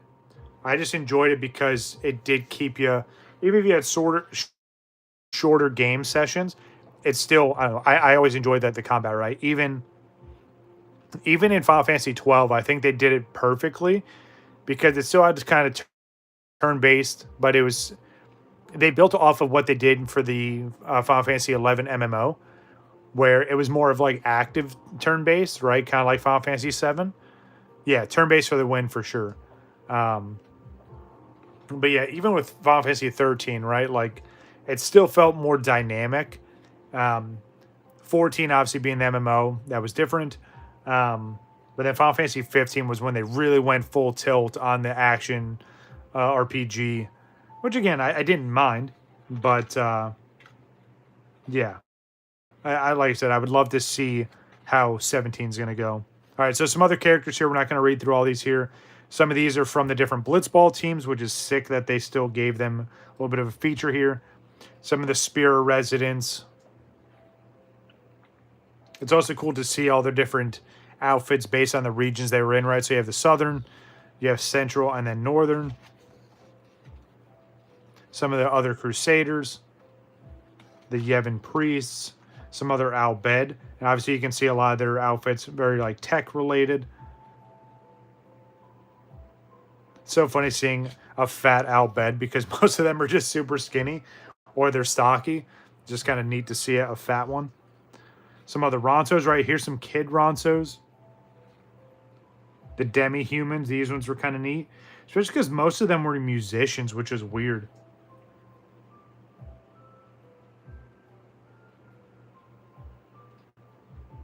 The Purupuro. They actually made a comeback in Final Fantasy 14, which is awesome.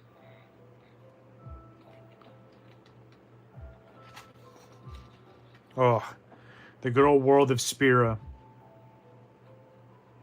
I like how it shows you the main overworld, and then they give you all the different zones separate. Xanderkin, the submerged ruins, Besaid. So that's kind of crazy to put that in that perspective, right? Where like the submerged ruins and how far away that is from Besaid and Kilika, they're kind of shared. Luca's not too far away from the main continent, so. And it's funny seeing this because it makes me think of like Attack on Titan, where Besaid and Kilika are so close, but then there's like a whole other world just north of where they're at. It shares a lot of similarities with like the lore and the narrative for Attack on Titan. Completely different, like side conversation, side story, but just thought it'd be worth mentioning. All right. Kilika, we got Luca, the Mihan High Roads, Mushroom Rock Road, Jose, Moonflow, Guado Salam, the Thunder Plain, Macalania, the Binacle Islands, Bavel, the Calmlands. Calmlands is kind of like the big open world area for Final Fantasy X. Mount Gagazette, the Xanderkin Ruins, and the good old Omega Ruins. So sick. And then, of course, you're going to get artwork for all this stuff. This here was like the entrance to the Blitzball Arena. Man, just so much detail in all this. The Submerged Ruins, Besaid. Just loved all the artwork. Kilika, Luca. Luca was a crazy packed city. And it's funny because like this big giant circle. Oh, absolutely, for sure. It definitely, and some of those times when they implemented that, especially in Final Fantasy X, Final Fantasy 13 did it really well also. When you get to this part of the game, right, like, let me skip ahead just a little bit here. Not trying to take away from, like, the Mihan High Road, but once you got to, man, Jose Moonflow, let me see.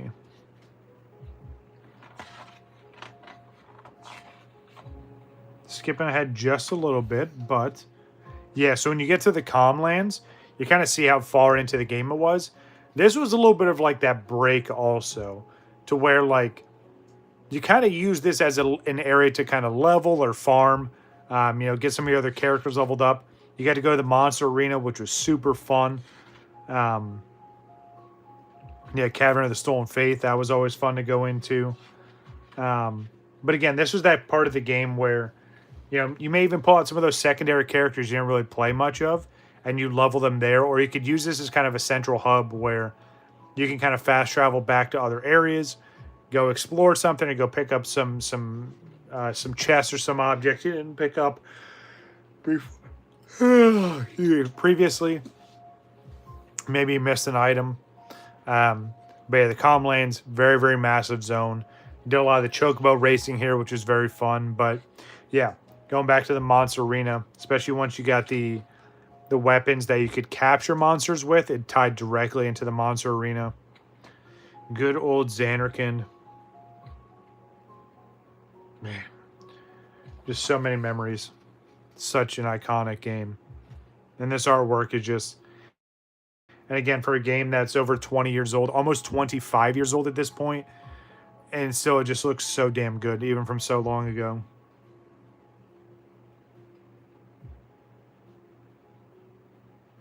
That's so crazy. Seeing the full view of the Dream's End.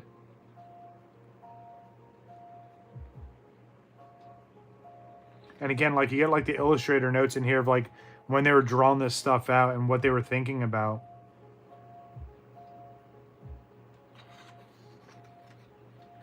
Ooh, all right, cool. We're getting into some of the monsters. Almost 70 pages into this already. This is awesome. Sin Spawn, yep, you definitely engage with them a lot. And just so many different variants of the Sin Spawn, as you can tell. Oh, the Oblitz generator.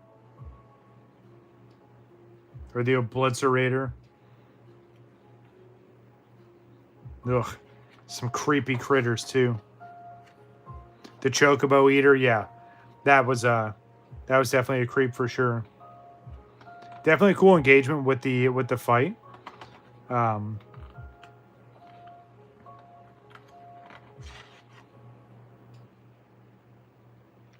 you had to do a whole bunch of damage to him. You actually start pushing him back towards the other side of the arena. Even with the hopes of doing enough damage where you can actually push him off. Oh, the Sin Spawn Gooey. Or Guy. The Extractor, the Iron Giants. Just so many super creepy critters. The Zoo. There are always like giant birds in Final Fantasy, and they always bring the Zoo back in some other form or fashion. This thing looks nuts. That's the crawler tank, but to see it broken down like that, yeah. All the Albed, like the Machina and all that stuff, were always just so cool. All these little robots and stuff like that. And that was the cool thing too, right? You had like organic, like creatures, right? And then you always had like the tech side of Final Fantasy. Evray, the big old wyvern. Seymour in his multiple forms. Like he wasn't bad enough before. Good old Marlboro. Such an iconic enemy in Final Fantasy. Very, very well known for giving you like every status effect under the sun. Hopefully you'd be able to stop him or stun him beforehand. If not, very, very detrimental to negatively impacting your character. The Magic Pot. Super hard to defeat, especially because they always had like so much HP. But if you could, or if you found the trick in defeating them, it was always rewarding.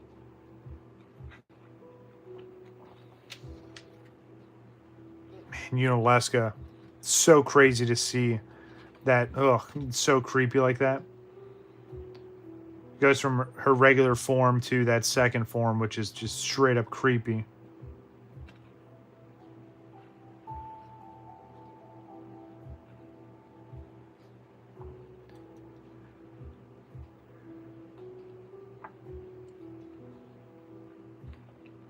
Yep, good old Ultima and Omega. It was cool that they kept like the overall design similar, but just tweaked it to make it unique. The new iteration of the Demon Wall, at least at that time. Barbados, these guys were annoying because they'd swing these giant arms in front of them and block like 90% of your damage.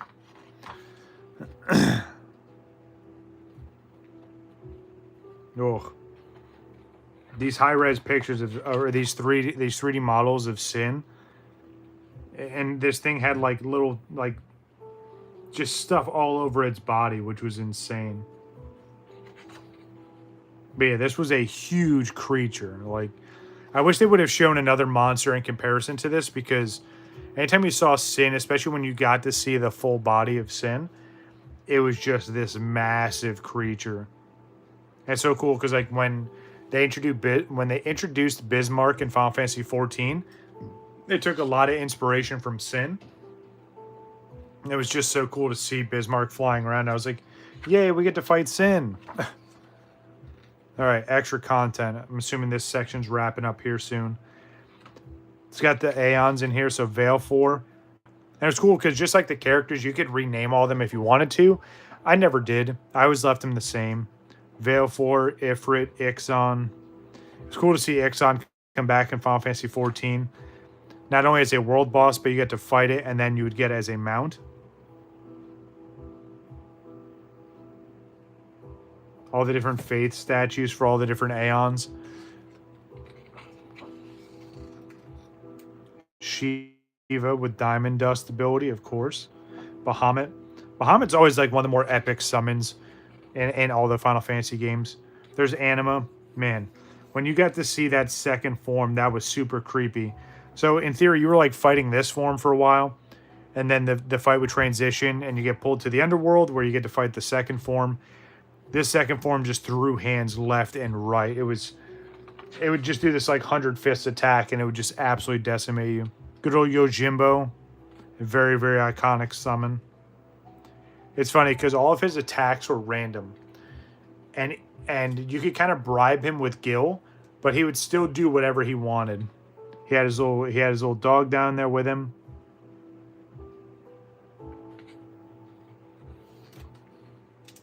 The Magus sisters, very, very iconic. They make an appearance in multiple Final Fantasies. I still think this was their best iteration, to be completely honest.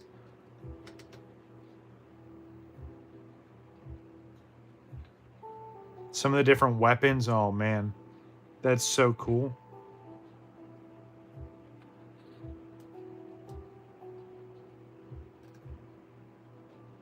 I like how they even threw like the Buster sword in here for comparison.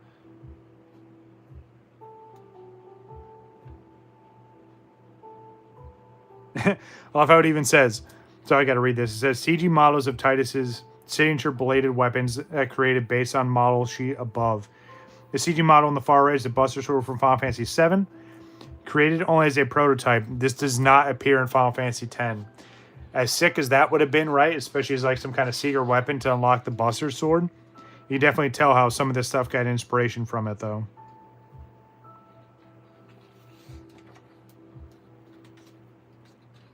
Man. I also like how it shows the ultimate weapon. So, like...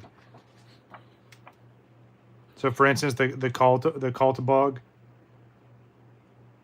This is his ultimate weapon for Titus.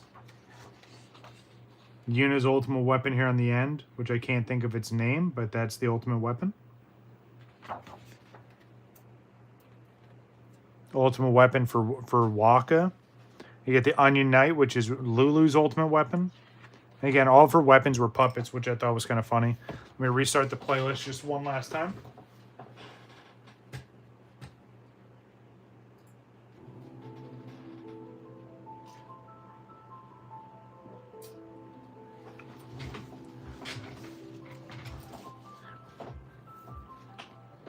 You get Kamari's. I'm pretty sure his ultimate weapon was called the Kane's Lance.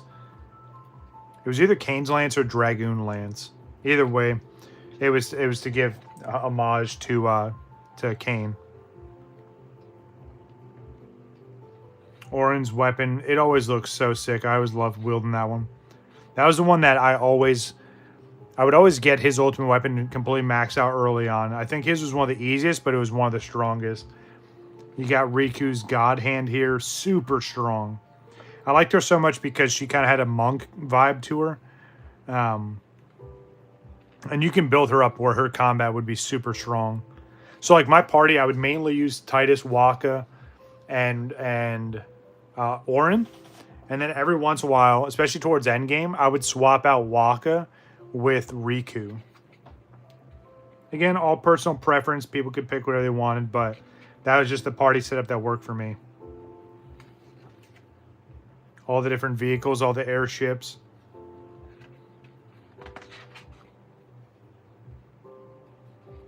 I always thought this would be such a cool mount to bring into Final Fantasy XIV. They never have, but maybe one day. Get like an 8-player mount, just fly around on the airship. Good old Fahrenheit. The Shoe Puff. Oh man, good old Shoe Puff.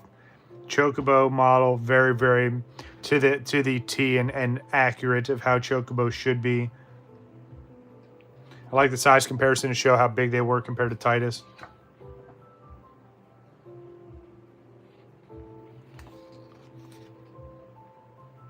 This is so sick. That's really cool. That was the concept artwork for the title. Obviously, it changed. The Albed script. And yes, they had their own language built into the game. Spirian script, the Yevon script. But yeah, the Albed script was cool because you would try to find Albed primers, which unlocked every letter. So then when you would communicate with the Albed, it would just be in like, okay, cool, I can understand their language. Otherwise, if you didn't have those primers collected, they would just speak in their native tongue and you would never understand what they were saying. I love all the Blitzball team logos. Good old Besaid Aurochs for sure.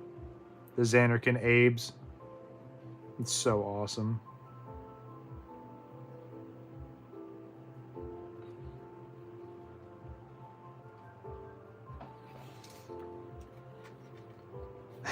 Good old Blitzball. You know, it was such an intricate system. And for a mini game that some people put so much time into, like, people would stop playing the main game and just go full tilt on Blitzball because it had leagues and tournaments. You could recruit characters.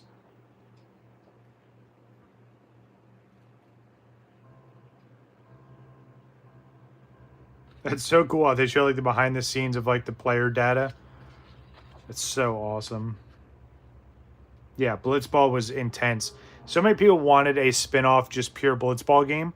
Even if they did it now, it would be wildly successful. Same thing, do leagues and tournaments, no bogus DLC content garbage. Just give us a standalone Blitzball game. I promise you it will be successful. It would be absolutely insane to see them drop that. I wish they would do that more often because there's so many standalone mini games throughout the Final Fantasy franchise that would do so well if given the light of day, but that just never happens. Oh, there's some absolutely beautiful artwork here. I like a lot of these initial development images and see how drastically they change.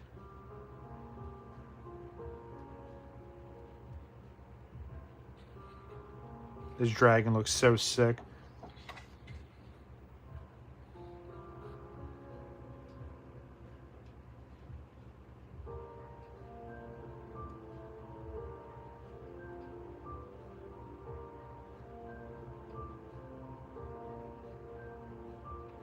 Oh, okay. I literally just learned something, and I know no one's watching this, but I literally just learned something almost 25 years later. So the label 17 on illustration above was a temporary title early in Final Fantasy X's production. The story setting differed from the final game. The protagonist would travel the world seeking a way to cure an epidemic that killed people when they reached the age of 17. Wow. What a concept. That would be so insane if they ever did that. If they ever, like, I mean, granted, they could follow through and do that for Final Fantasy 17 and bring that back. I mean, Tetsuya Nomura is notorious for never really scrapping anything, just kind of repurposing it for a later point in time. But that would have been such an insane concept to the game.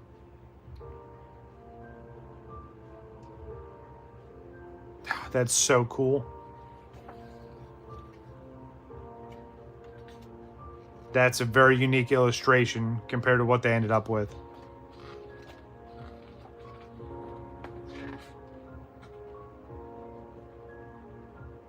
And again, just seeing some of these sketches, just absolutely insane.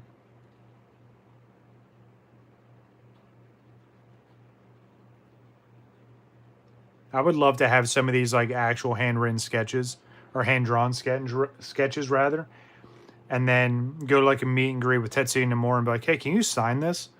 And just see like if he remembers drawing this stuff or going through the process. Storyboards. Man, this... And again, I've never had any of the ultimatums before, but this is blowing me away. Like how much detail they go into this. Even some of the storyboards for plot points. It's absolutely sick. All the scenes from the Sacred Spring. And again, just early concept artwork.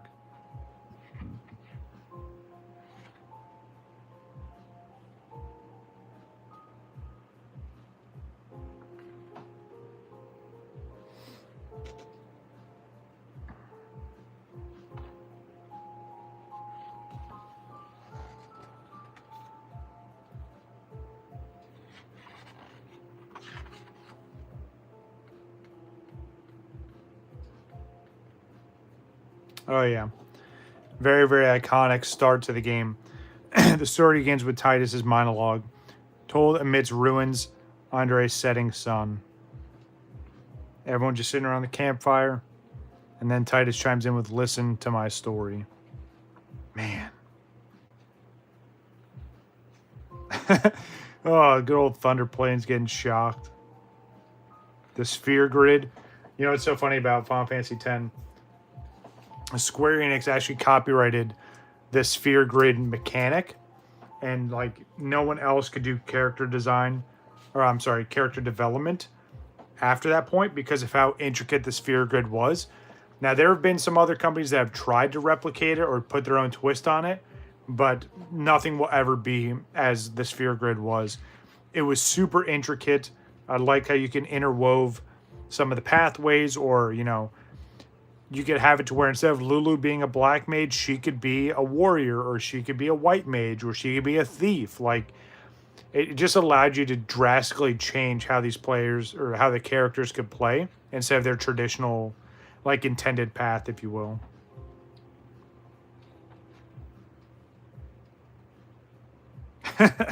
Oh, that's the truth right there.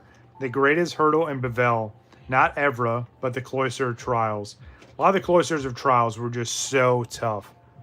Oh, this is what I was talking about here, about the Albed language. It says learning the enigmatic Albed language slowly but surely helps with the primers, right? So again, as you unlock it, it tells you more of the language. But if you didn't have it unlocked, they were just speaking gibberish to you.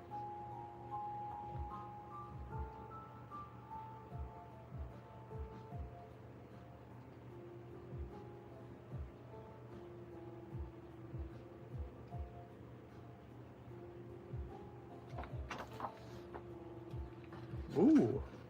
Ooh, okay, so you know, I'm kind of okay with it, but they don't even touch on Final Fantasy X-2 at all. So, ugh, a little bit of a jab there, but I'm okay with it. So, we're gonna stop here. As much as I want to keep going, right? Especially with how massive I know this next section is going to be with Final Fantasy XI. I think we're gonna call it here. 122 minutes into the stream, we got through how many pages is this? 106 pages of this Ultimanium. And again, we're going to do some multi-parts, right? Especially with how long this section took.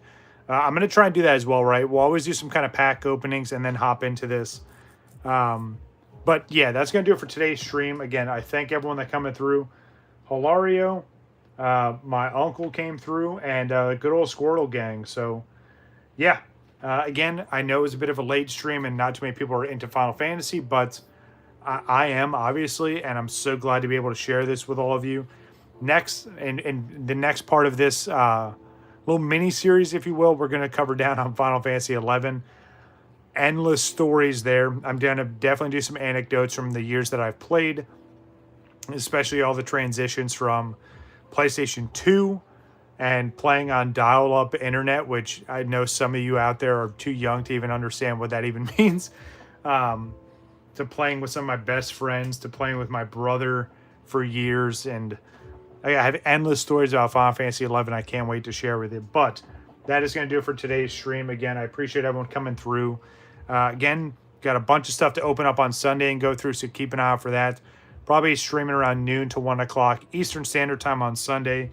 Keep an eye out on all the different social media platforms for the stream start time. But that's going to do it for me, guys. I'm WakoBako. Take it easy.